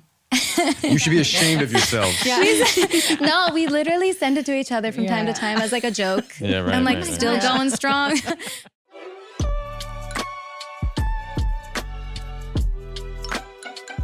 I was going to ask a question that maybe bridges us from this like middle school era into your adult career life. Yeah, into my 90s. Yeah. But you mentioned Defying Gravity. It was a song that you listened to as a teen. You know what's funny? I thought it was It is Defying Gravity. I thought it was Define Gravity. That's why he defined Saturn's rings. I was like, oh, wait, this is a great segue I can do it. to the Roche point. Define Gravity. I'm sorry, go. Defying Gravity as a song that you would listen to a lot. But I'm curious, around that time, what were some other musicians or artists? What music was present for you? This is such a like vivid time in my brain for music and like Perfect. what I loved. So this is great. I can do this. I remember this chapter. Yeah. Great. We'll stick to this one. No, but my favorite playlist was all India RE, Imogen Heap, Yeah. and Broadway. Wow. It was the most Feelings. bizarre. So many feelings. So many feelings, so much information, but Yeah. I think also perfectly made me. You know what I mean? Like that makes a lot of sense. And like that's exactly makes sense. Like I don't know. Yeah, that was my playlist. That's such a good combo. I Yeah. like that. Yeah. I think there was like 2 Natasha Bedingfield songs in there as well. Love. So Ariana, obviously you have like one of the most illustrious music careers My God. of all time. Jeez. We're gonna skip right past. No, I don't. Yes, Well you do. documented. You definitely do. That's good. Let's skip it. But we're gonna go to Eternal Sunshine. So we want to talk all about the album, but let's start with the music video, "The Boy Is Mine." Of course, yeah. Yeah. So Starring Penn Badgley. Yes. So my first Featuring, question I guess. is, It's a feature. Right? why Penn? True. It was starring. That's No, that is my first question. that Why is a Penn great- for this video? That is a great question. Well, you really inspired it with you, honestly. Christian Breslau, the director, our amazing director, he was actually one of the first people to hear any of this album because we had a FaceTime early on in the process of finishing the album when I just had demos and roughs of everything, and I just loved him. He had all the right references. We had the same taste in everything. And I was a fan of his work, but I didn't know what he would be like. He's a Floridian. He's a Panthers fan. It's cosmic. He's just like this creative cosmic legend. He's wonderful. But I sent him all the voice notes. And as soon as he heard The Boy Is Mine, he was like, this reminds me of the show You. Whatever we do with this video, let's ask him to do it. He had that Really? idea I didn't even know before that. anything else. Wow. I didn't know that. Yeah. And I told you on the longest flight in America when we were flying home. Which was actually not that long. We just were in we were in a wormhole or something. What you don't know is we flew home after the shoot. We flew back to New York with my team and my in the middle mom of the night. and you and my mom, and it was just we spoke for like an hour, but we thought it was the whole flight Yeah, it was an hour and a half. And I remember at some point your mom goes, before everyone fell asleep. she's like, we must be ready to land soon. She's like, you won't shut up about the Roche point. we're all like so delirious. I did not know how I was gonna keep, like engaging. But you so generously flew from finishing a day of shooting on you. That's true. I flew to from come set in. to set to Yeah, to overnight. Like it was the nicest. He was already in character. Most Right, generous yeah. thing. It was, Yeah. but it was very funny because I got to know your mom, but then all of us were talking for a while, and we all swore that we were talking for about 3.5 hours. Yeah. And then it was like barely 90. And we were just like, Everyone's so tired. so Who's gonna crush tired. my ambient? And we were like, all right, good night. We all just like try to sleep standing up. Amazing. Okay, so Chris thought of Penn. Yes. And then But I was like, obviously, yes, because I'm a massive fan. My other screen name we won't talk Obviously. about. Obviously. No, I'm kidding. you'll tell me later.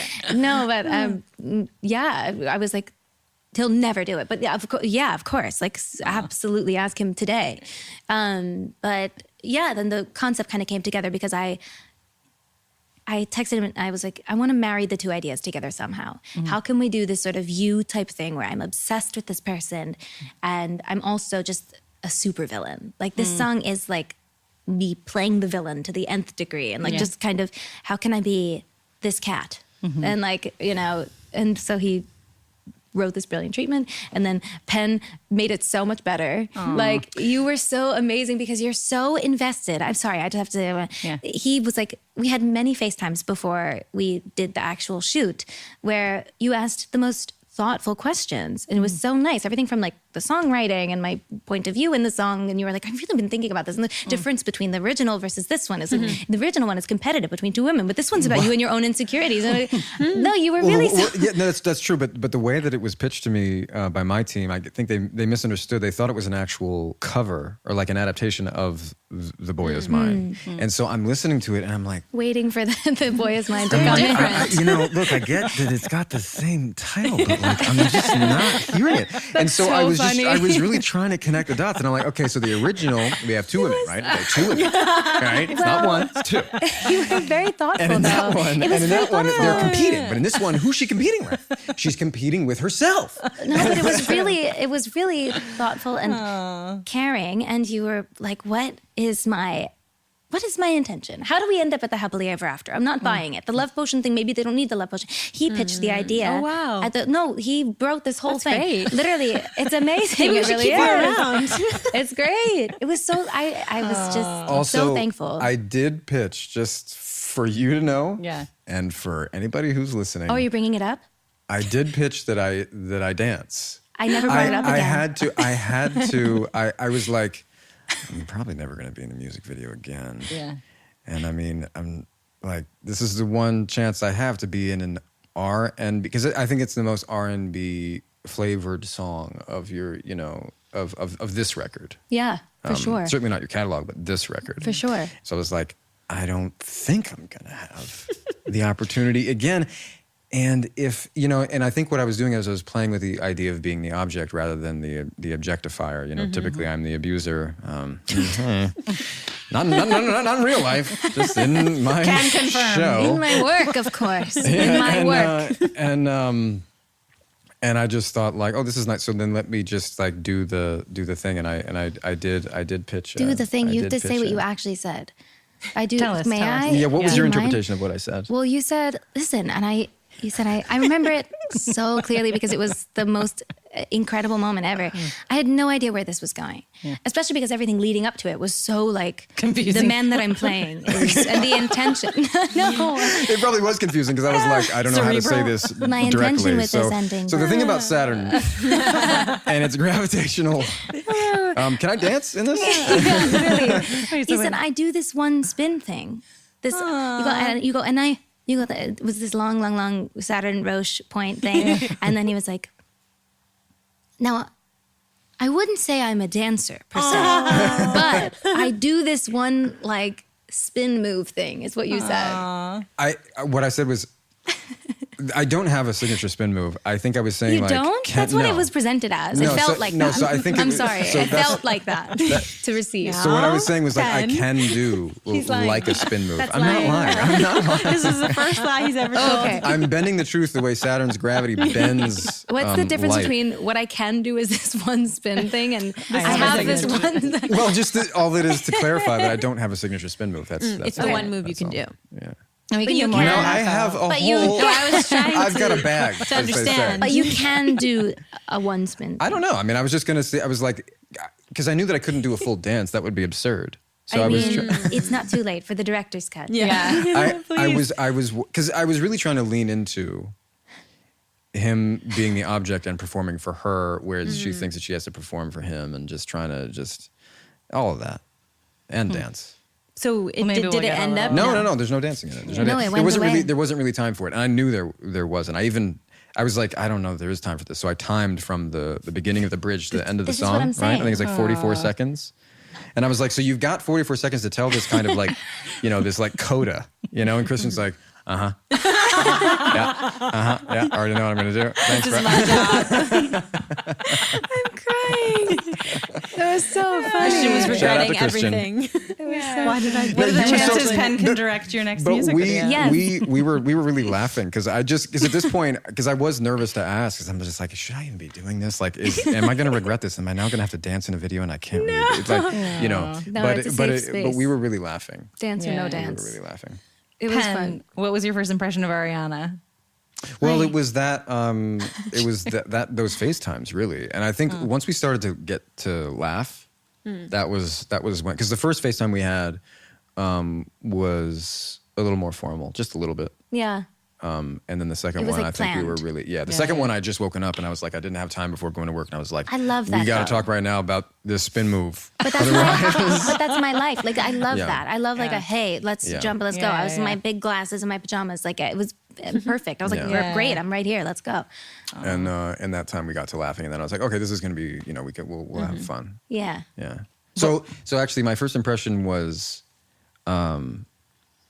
I don't particularly like when I hear people say this about others, because something about it sounds. It's like I'm but waiting for my report card. It's like this. it's just so grounded and kind and down to earth. You know, Oh my God, like no. you were just so willing to collaborate, which I think says a lot. Because it's so your ship, it's so your thing. You know. So we started by saying that this is not our usual setup. And the way we normally do things, Ariana, there's a little tripod with a cell phone on like a desk, and that's what we That's use what to I record. thought. But that's I've what we use. seen it. I've watched. So I we was were like, gonna, where the hell am I? we have I a group pitched we should chat. do the same That's thing. what I say. So we have a group chat, and I was like, I guys, there's would've no way we're loved doing that. cell phones with Ariana, right? And Penn's Why? like, but he said Ariana is so chill and down to earth. Like, we can do the cell phones. Oh my God, that's I was so like, I will nice. have a heart attack if we do Ariana Grande. But I just want you to know that he really did have that impression of you. Well, thank Yeah. you. This is Yeah. So this isn't even for you. This is for Nava. This is for me. This is really for. good. I'm happy to be here. This is also like This is a great place for a spin move. This is a perfect. I was gonna ask, but I was like, oh, the cameras probably can't show his face. There's no way. really good. There's no way. There's no way. Not in this context. No, there's no way. There's absolutely no way. I You cut you off. brought What were it you gonna up. say? You What were you did gonna say? I did. I don't even. Yeah, you set yourself up for this But I'm not exact gonna do it. scenario. Okay. So just cut to when it doesn't happen. But seriously, thank you for doing it. It's the most. It's the coolest thing ever. Like It's the best video. It is So great. so thrilling, and what an honor. And the way you cared about it and like took it so seriously and brought it to a whole new level is so appreciated. And also like it's so much more meaningful. The ending that glad you think so. No, it's beautiful. I'm very grateful. Sorry. I did get to be. I was whipped. Not the way that it sounds, but. That was there's the professional whip handler. What was his name? They called him T-Rex. What was his real name? T-Rex. We just call him T-Rex. That's the only thing they ever said. The only way to learn how to receive a fake, like, it's whipped next to you and then it just curls around you. And the only way to learn how that is totally fine is to trust the man and let him do it. So you don't get to do like a slow whip. Then it won't whip. And it's he just loud. has to be like, all right, so I'm just going to whip this right next to you, and then it's going to curl around your legs. And I'm like, okay.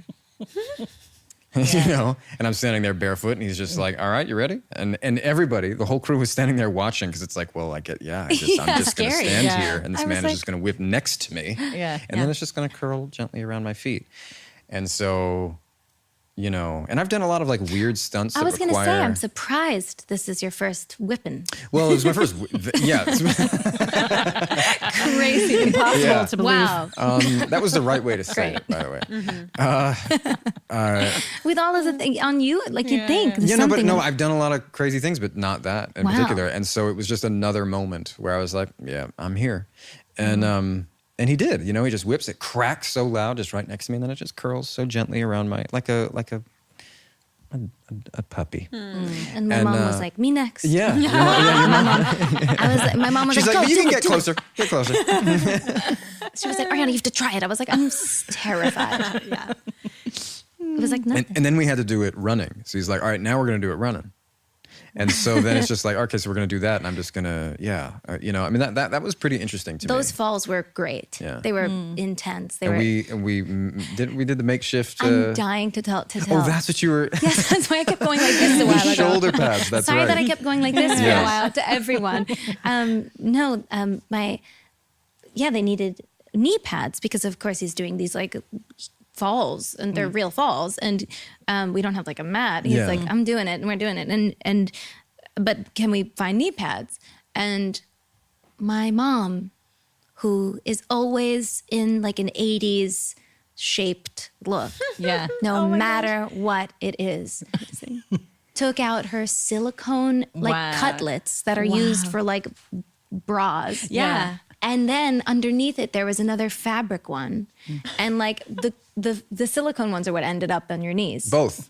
Both. And we took both. We And took both. I From taped your them. mom's. This And I is taped them amazing. Yeah. to his knees. Wow. That's on camera I somewhere. hope there's a picture of this. Yeah, no, there's Yeah. video. It's Yeah. definitely, there's definitely, It's amazing. it's We there. We just like wrapped some gaff tape around my knee and But that thing, and then they I couldn't think we find did it. one on elbows too. Yeah, we did. We did them on both elbows so I could really fall, because I've taken enough falls to know that the first time you do it, you think you're okay, but you keep doing it and you get Yeah. so badly bruised. I'm still bruised right now from a sequence I did last week where I had pads on, but But isn't that so rewarding? Isn't it? Sorry. the pain, the bruising. Yeah, like when you shoot a scene that you're like, that was I'm so. feeling one right now. Yeah. I'm just like, is it rewarding? Yeah, you know what? I'll give you that. I love the battle wounds. I'll give you that. I'll give you that. You're like, yes, no. and so, no. I mean, I think first time. Although I will say the last 2 days, I was shooting. Well, the last 3 days, I was shooting a really long sequence where I had to be wet. But I think it's a sign of maybe maturity, age, something, laziness. I finally let my stunt double do something that I could have done. Wow. I've never done that before. That's crazy. Never done it before. That's And crazy. And there was Good a for you. shot. I'm sitting down. And I realized they're shooting it with him. To be fair, they didn't ask. They just started doing it, and I was like, "What? No, All right. that's fine. That's fine. I actually really just want to sit down right now." You know? Yeah. And he was probably so excited. He was. Yeah. Yeah. I always think about that. It was fun. Yeah. I loved working with you. Oh, thank you. It was so fun. I loved working with you too. You remember how I said in the beginning when we first sat, we shot the little coda first, the bit where they're chilling. Yeah. And I think at some point I said, because that was, you know, this happens a lot of times when you're shooting a movie or a TV That show. takes You have to suddenly generate this relationship that doesn't exist yet. Immediately, because it's the first scene on the schedule. Yeah. And I said, like, I just wish we were shooting this last, because I feel like we could become friends, but that doesn't exist yet. And I hate manufacturing it. But, you know, it worked. It did. It was still all good. But I think it's a testament, just I'm saying, that I did really enjoy it, and I could tell that I was going to enjoy it. And so I was like, I wish we could just be laughing about this 12 hours from now, when we could really be laughing about Well, I was something laughing. already. Yes, yeah. I do think it played well. It did. played No, well. it completely worked. Also, he's allergic to cats, and I didn't know. And there were 17 cats Yeah, in that there scene. were- And there were. he How was did like, you do it? I mean, you know, it wasn't that long. And you Claritin just- free. yes. or any other provider. Sponsor. you know. Yeah. That's crazy. Yeah. If you know me, you would actually know that I love dogs. If you only listen casually, you might think that I don't. And Nava loves to joke that I hate dogs. This is not true. The thing about me is that I want them to live a truly good life. Like, I'm talking, I want them to live the way they were meant to live. Part of this, I have a husky. He's incredibly picky about what he wants to eat. Incredibly picky. Sometimes he will not eat for 2 days when he's got perfectly good stuff that the little one loves. I've come to learn that most foods in the pet aisle suffer from all of the same problems. They're ultra processed, they're low in protein, they are high in carbs, and they're full of artificial stuff that no species needs to thrive. The good news is that Maeve is radically different. Dogs are biologically primed to digest and absorb key nutrients from an unprocessed, low-carb, high-protein, raw meat diet. This is how they became dogs, right?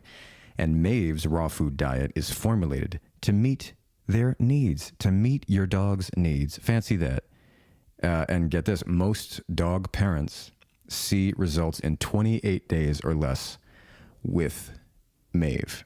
Maeve is the first and only human-grade raw food for dogs, made with real ingredients you can name just by looking.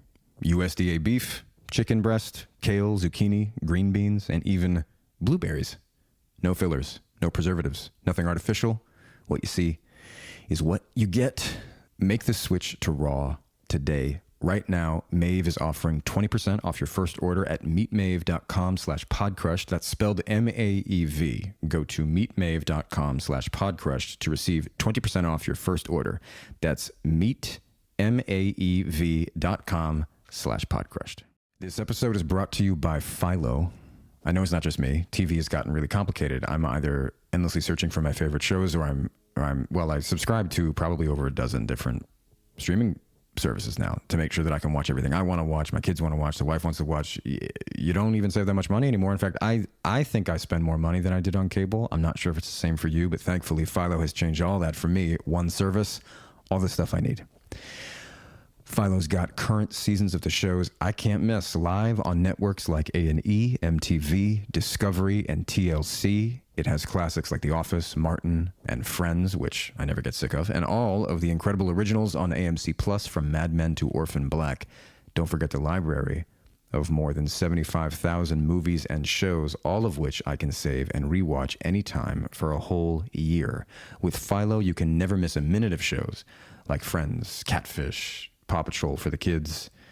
And Philo has amazing features like unlimited DVR for 1 year. And it also allows for multiple profiles and multiple streams.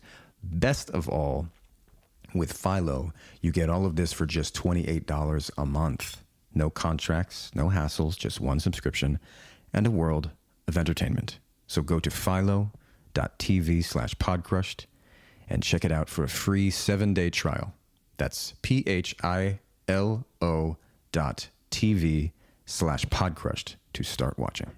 Okay, Ariana, we do want to talk about Eternal Sunshine, which is a beautiful album. I really personally love it. Thank you. You kind of combed through and you stripped things back for this record. Now looking back, is there anything that you didn't include that you wish you could have included? It's funny that you say that because I've been writing a little bit recently and a little bit I've been living in the studio.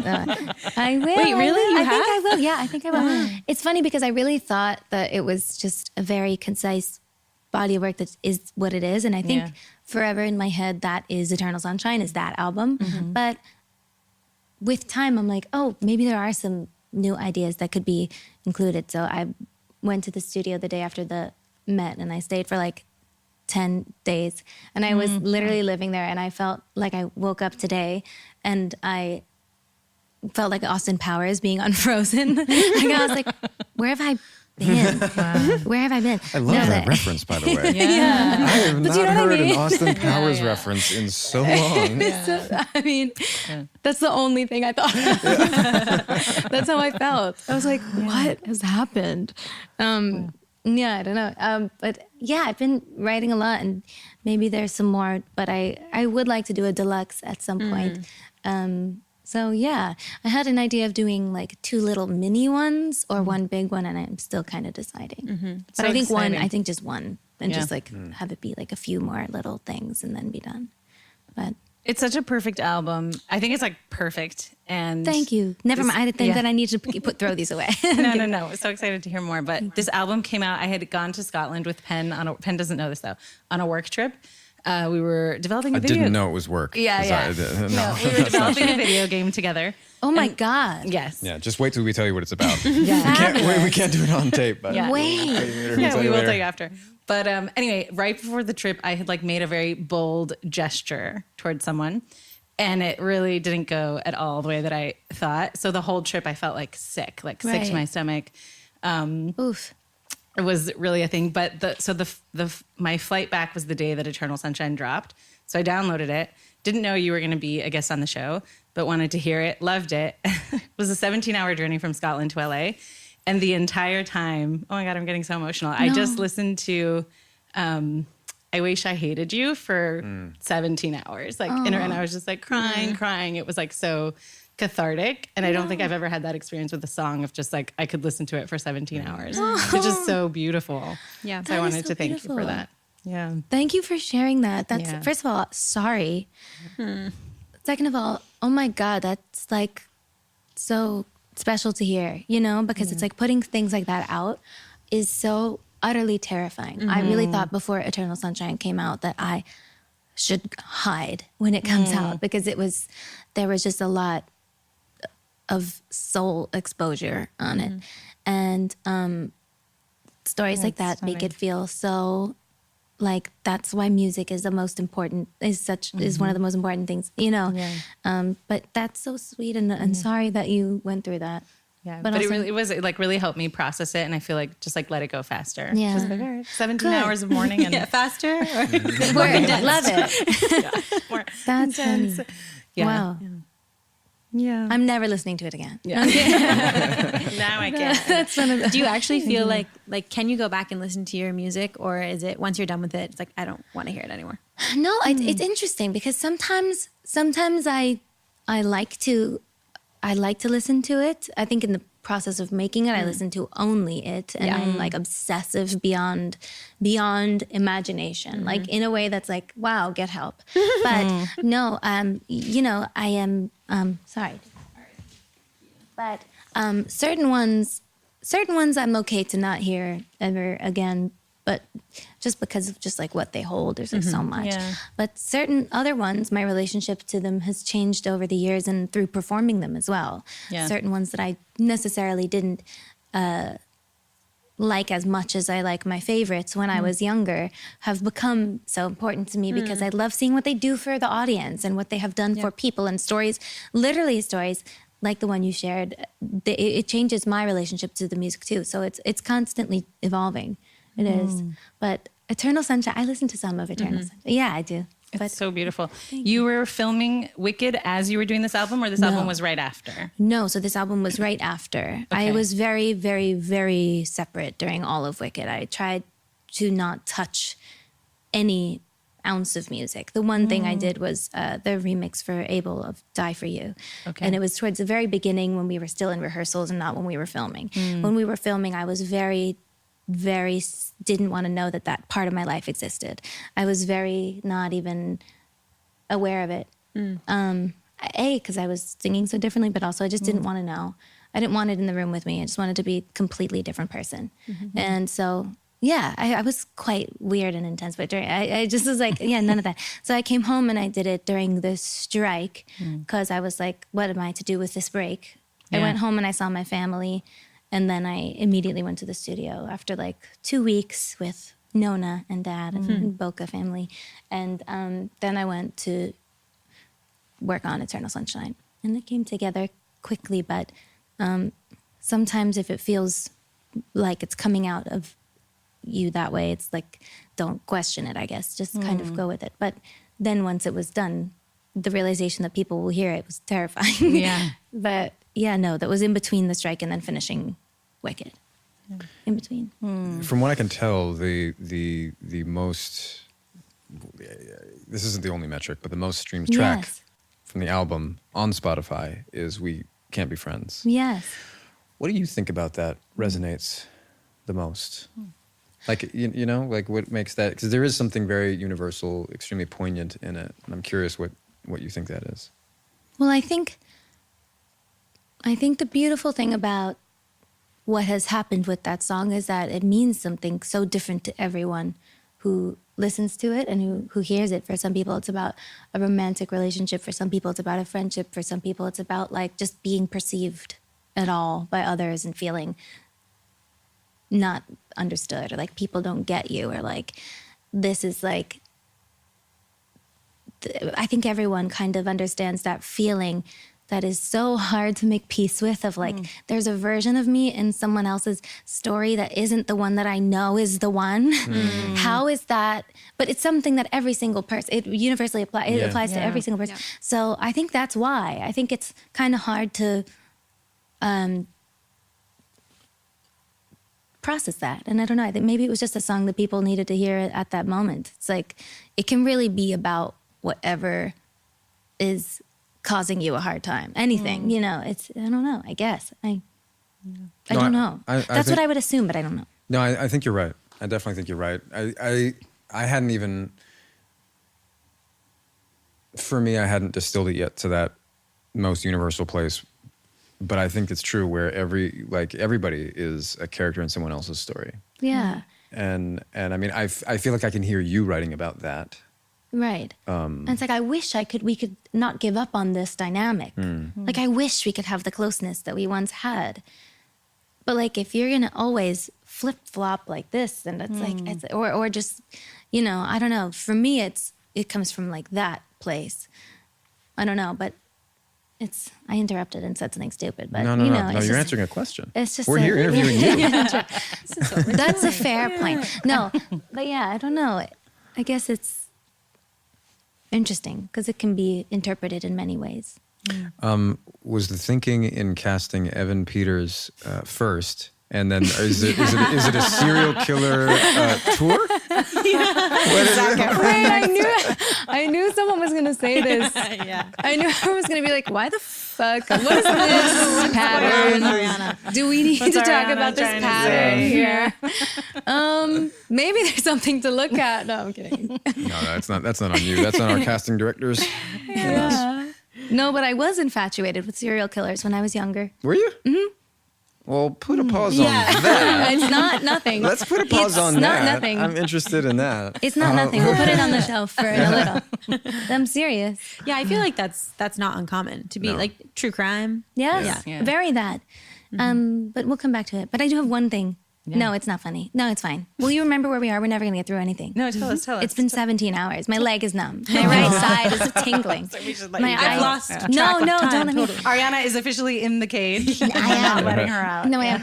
No, but my one thing aside is that years ago, before the Dahmer series, I was in a Q&A with young fans. It was young fans at the time. It was like, I think it was like in between like me being Kat and pop stuff. So it was like a younger group. Okay. But it was with a parent. Someone said, if you could have dinner with anyone living or dead, who would it be?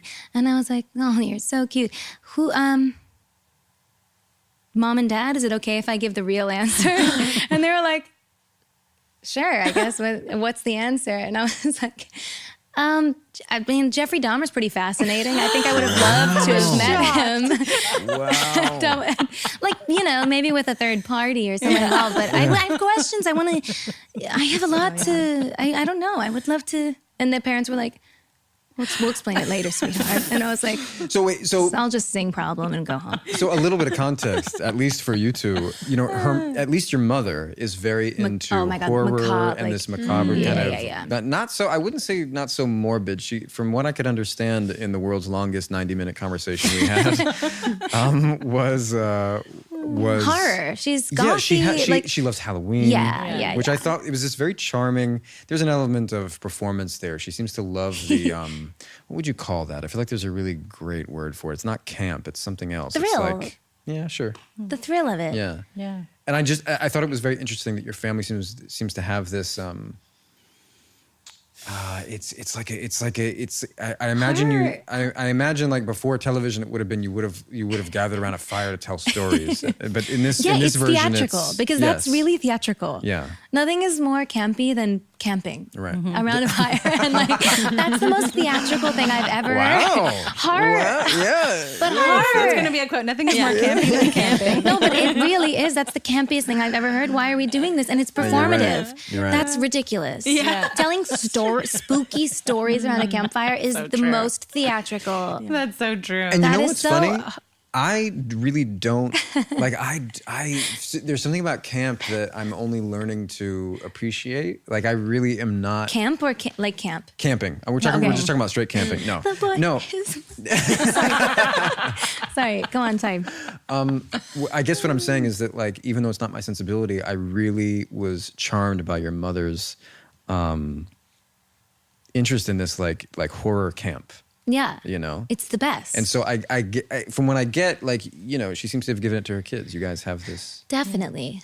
There's so much more we could ask about your album, but you also gave such a great like track by track interview with Zach Sang. So that's true. So that's the only reason why. Otherwise, we already totally teased the deluxe. Let's get out of here. Let's get out of album. Let's talk about Wicked. I love talking about Wicked. So this is the thing. This is a nice segue actually because I am not the demographic. I'm just not. Like, and that's a great thing. Given the fact that he thought it was defying gravity. So I couldn't tell. You did not bury the lead. No. And I'm when I saw that trailer. Oh, you saw it. Yay. I was just like, Yeah, This incredible. looks amazing. Yeah, it's incredible. This looks so good. Thank Yeah. you. Like everything about it. I've only been to the movie theaters once since the pandemic, and it was for Nope. I really want to go to the theaters for this. Oh my This gosh. is not. I'm not a. I don't pander. Yeah, he doesn't. He doesn't. I really think it looks so compelling, and I have seen I did see it on stage. Yeah. Was impressed because kind of like Rent, I was like, I don't know what I'm getting into here, and Sacrilegious.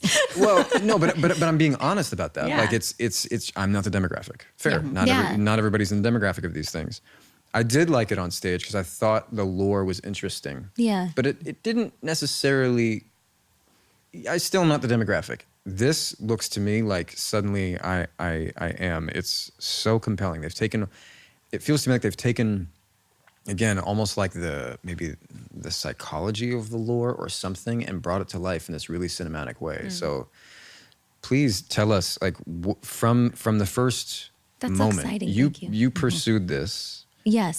From what I understand, you pursued it like heavily, right? And I Yes. don't know why they weren't banging down your door, but What? Because it's like something that so must be earned. That's the thing. that's fair. That is the Fair. thing. This is like, I'm a Wicked fan through and through. And I was the first person to be like, the person who earns it needs to get it. I'm at peace with it if I don't get it. I know that this is in good hands with Mark Platt and with John Chu. Like, I trust these people. It's like Steven Schwartz and everyone is heavily involved. I know it's going where it's meant to go.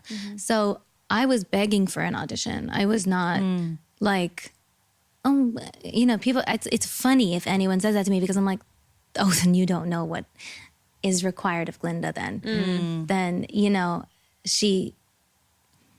she has a long journey. And I think it's just something that is really special. And as much as the lore is sort of, it's so beautiful. I mean, it's the most stunning visuals, and the sets were real practical sets, and it's not Yeah, it's so there's impressive. barely any CGI. Of course, we didn't. unbelievable. The flying monkeys, sure, they weren't there, but the rest of it, these were real, like the biggest, like the most beautiful, elaborate sets, and but it all really does fall on the relationship between these two women, and so that's a big ask, and that's a big to do. So I was very excited and grateful for the chance to even audition, because I really just wanted a chance to prove that I should even be seen for it. So I was in vocal lessons and acting lessons with Eric Vitro and Nancy Banks for like months before my first audition, because Wow. Glinda's a soprano, like opera soprano, not in the way that I'm like a soprano in my pop, whatever. It's just a very different placement in the voice. And I was just training it, because even though like the notes were there, it's a different placement, and it's like singing them completely differently. So I wanted to like train my muscles. It's like the same as any sort of training muscles in the body for a run or some, an athlete would. It's the same kind of thing, because the vocal cords, and it's just muscles. So I would go every day and try to like learn the tools that I needed to sing and to be Glinda through and through. I just wanted to know her really well. I didn't want to spend a lot of time practicing the actual scenes, because I didn't like to be used to anything. I don't like to rehearse much, other than like obviously needing to rehearse the scene, but I don't like to get stuck in choices. So I just wanted to get to know her a lot. And I worked with Nancy Banks on the script. We read like the whole script, not just the scenes or the sides, to know her and ask questions and blah, blah, blah. And I just wanted it so badly. This is like the normal thing that you do when you prepare and you want something, but I just like really did. So I did the work leading up, and then I went in 3 times. Wow. It was so fun, but so like the most nerve-wracking. Yeah, I was gonna say, did you feel nervous? I felt like I was like buzzy, like floaty, but out of body in a good way. I just felt like really excited. I felt prepared, and I felt excited and thankful to even be seen. I'm a huge fan of John's anyway.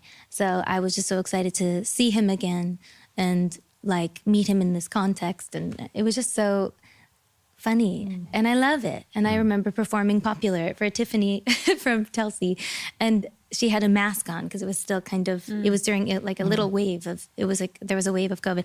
And I could see in her eyes that she was giggling, and it was just the best thing. And it felt special. And I don't know, it was fun. And the waiting was so impossible. Yeah. You mean what? In between the call back and like, then the screen test, the chemistry tests, and How long was that process, do you think? I think the whole thing from my first audition to being cast was like 3 months, 3.5 months, something like that. Right. That's maybe too much, maybe 2.5, 3.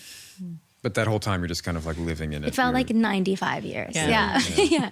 And I had a little pink section in my closet. I bought a bunch of pink clothes just for Linda. Oh my Wow. God. I love that. Before you got it. Before I got you it. manifested. No, because I needed to be prepared. If she had to go for the callback, what was she going to wear? I was deciding on the day. Yeah. Wow. Underwear. Yeah. That's impressive. Ellen Green, when she did Little Shop of Horrors, said that she even chose her underwear based on what Audrey would have worn. And I was like, love that. Yeah. That's, I love really it. cool. Yeah. If you're anything like me, my condolences, because it's a little bit hard up here. But what it does mean is that you care about where your food comes from, especially when it comes to quality cuts of meat. So that's why I want to talk a little bit about Butcher Box.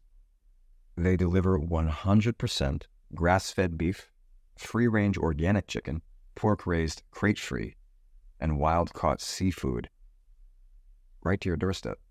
So with Butcher Box, you're not getting just convenience, you're getting guaranteed quality. You can imagine the best cuts of meat chosen by experts, delivered frozen at peak freshness. Frozen at peak freshness. Ooh. Actually, I've been cooking with Butcher Box for last few weeks now with chicken, and I got to tell you, it's like night and day. The cuts are really flavorful and tender. The thighs and the chicken are just, so I've been adding them to every box I get.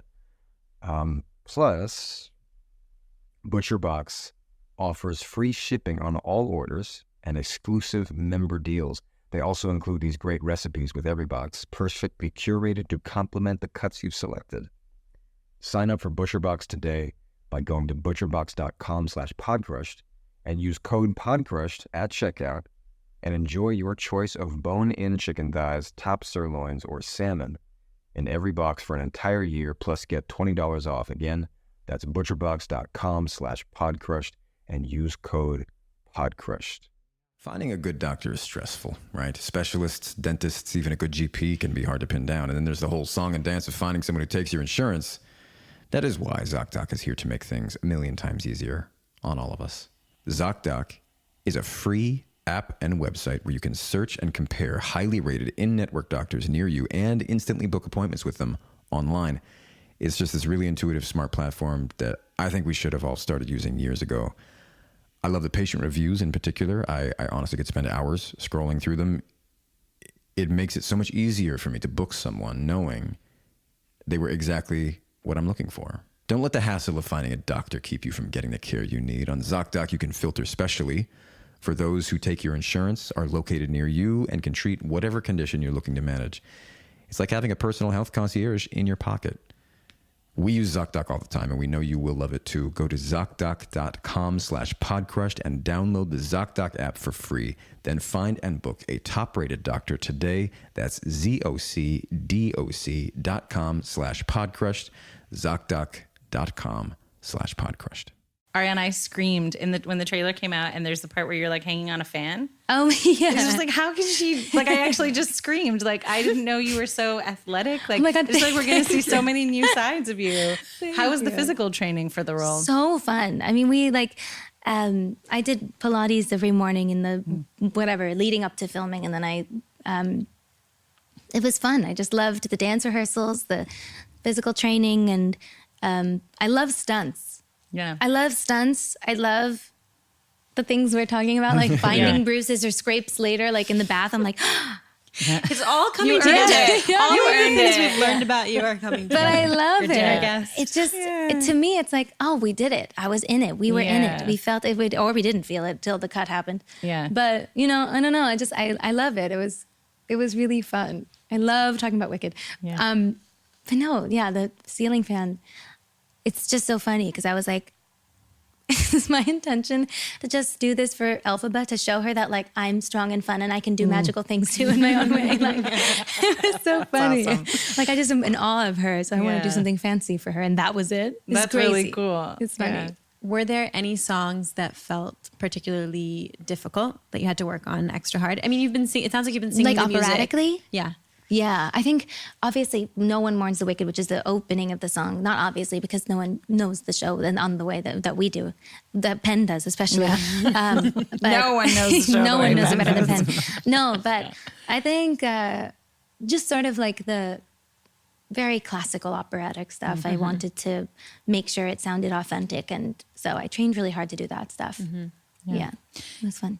At the Met Gala, you said that the first day of filming was the most emotional day of your life. Yes. And why? What was it that made it like so emotional? It probably wasn't the most emotional day of my life. To be fair, I was on a red carpet and couldn't hear myself or anyone. I was like, it was so emotional. No, it really was though. I think just kind of, it was for the first time, the two of us in costume in the dorm room.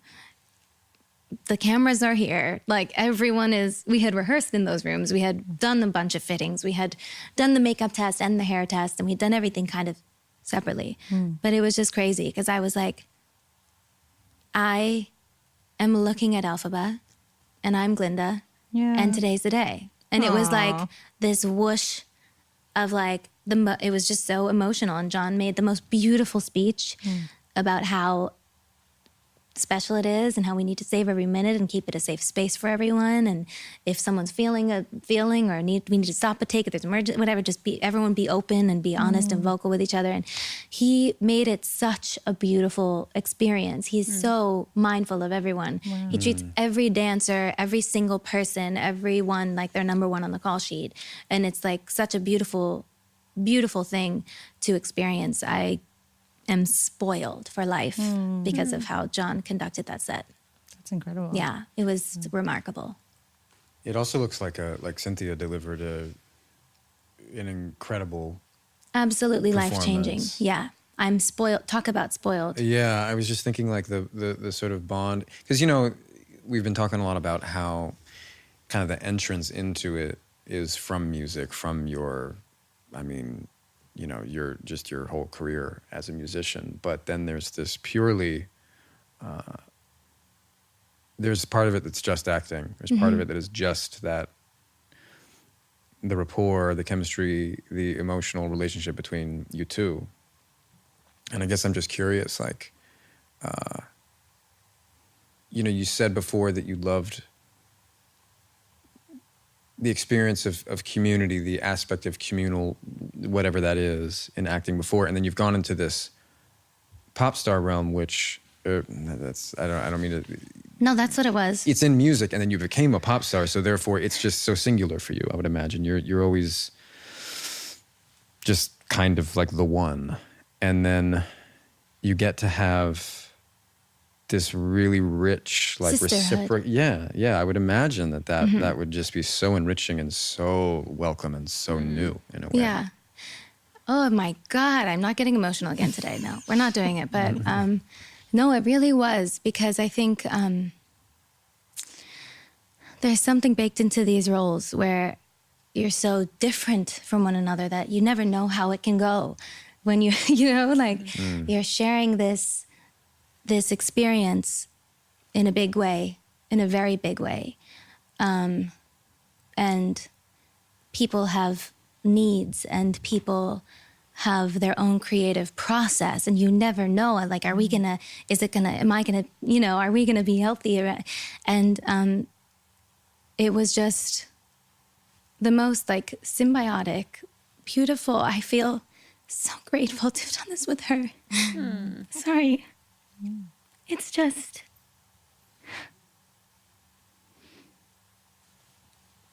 sorry, oh my God, the campiest campfire I've ever been to. But no, to work with someone who is just absolutely in their own league as a talent in the world, there's no one like her. She's an alien. And to just feel like we somehow speak the same language and somehow we're destined to do this together and to feel safe every single day together and hold space. We both have similar but different processes, similar but different needs. We're both opposite and the same. And to have the love that we have and trust that we have and like really truly like deep love that we have for each other is like, I think it all kind of happened the way it did because of that and because we were supposed to be in each other's lives. I really do. Oh my God, sorry. No, that's like I the love her theme so of one of much. the songs. It's so beautiful. Yeah, I really Yeah. do. But like, that's the thing. I know I have been changed for good is the thing everyone's Yeah. going to say.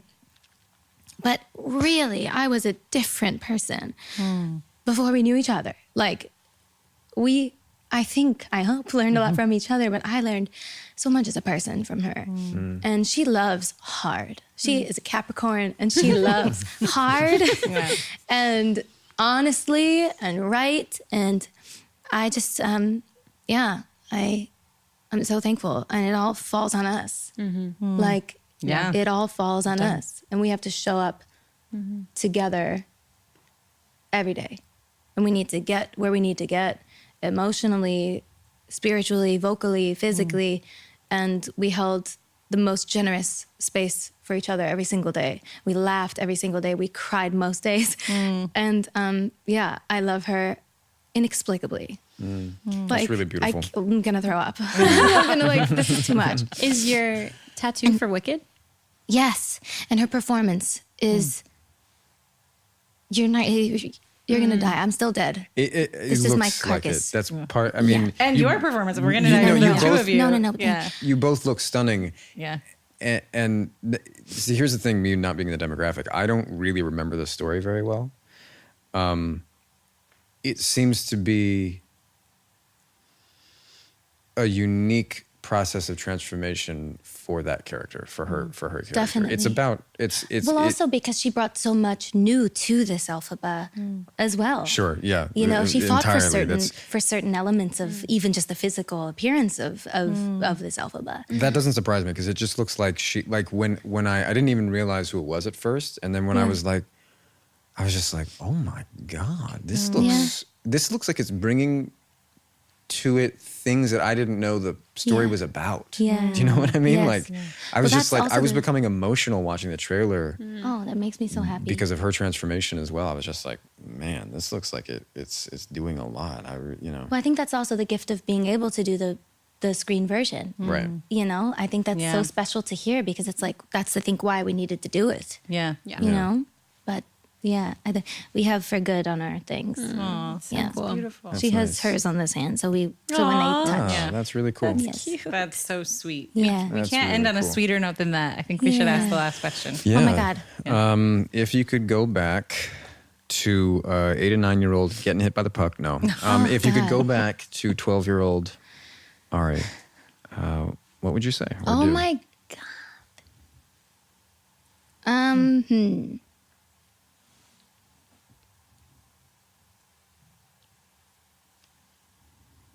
Oh my God, I don't know. This is so intense. I think listen to me. Hang on tight. We're gonna make it back, but just don't be afraid to listen to me. I gotcha. You know? That's sweet. Yeah. Or she would say that to me, is what I think I Right. interpreted what I meant. Yeah. Wrong, but meant something. Yeah. Wrong answer, but meant I'm well. more confused than when we began. It's all about the Roche It's point. the Roche point. What I would tell her is look for the Roche point. The front of you is going to turn into spaghetti. Yes. Okay. Your Roche point is coming. No, But you're okay. going to circle something. You're going to orbit something beautiful. It's going to Thank be you. worth it. Thank you guys so much for this. This was Thank so you. Yeah, thank you for What a coming. treat. This was so fun and beautiful, and my body's numb from sitting in the I same know, position. we gotta get it. No, but I'm so thankful, and I really appreciate it. Thank you for being so Thank you. thoughtful and Thank you, warm Ariana. and nice. Yeah. Well, part of that is the lights. Yeah, true.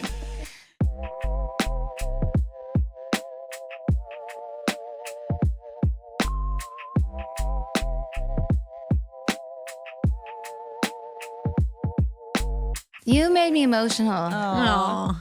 Should we take a second? No, I'm fine. Okay. I do. I I'm have a a Cancer. I'm question used to it. that kind of bridges our. I'm also a Cancer. When? July 17. Cute. What are you? What are you all? I'm June Pisces. 26th. Pisces. I love Pisces. What are you? Scorpio. I knew this already. Yeah, I knew this. You told me this. I'm sorry. On the plane. November 1st. People are. I mean, I know this I like because Scorpio. I have a Scorpio. My baby is a Scorpio, and whenever. Like people, when I was pregnant, people would be like, "Well, Every now and then what's she going turned to you be like your this. star sign?" Yeah, and I would say Scorpio. They'd I be like, learned to say it in hushed tones because people were like, Hold it in. "Oh God, I'm really sorry for you." Yeah. Wait, I thought That's Geminis not and true. Virgos were the two that people are a No. little bit. Pretty much every one of them, except for Leo. You just have to know the good ones of all signs. Yeah. That's all. Yeah. You just have to, yeah.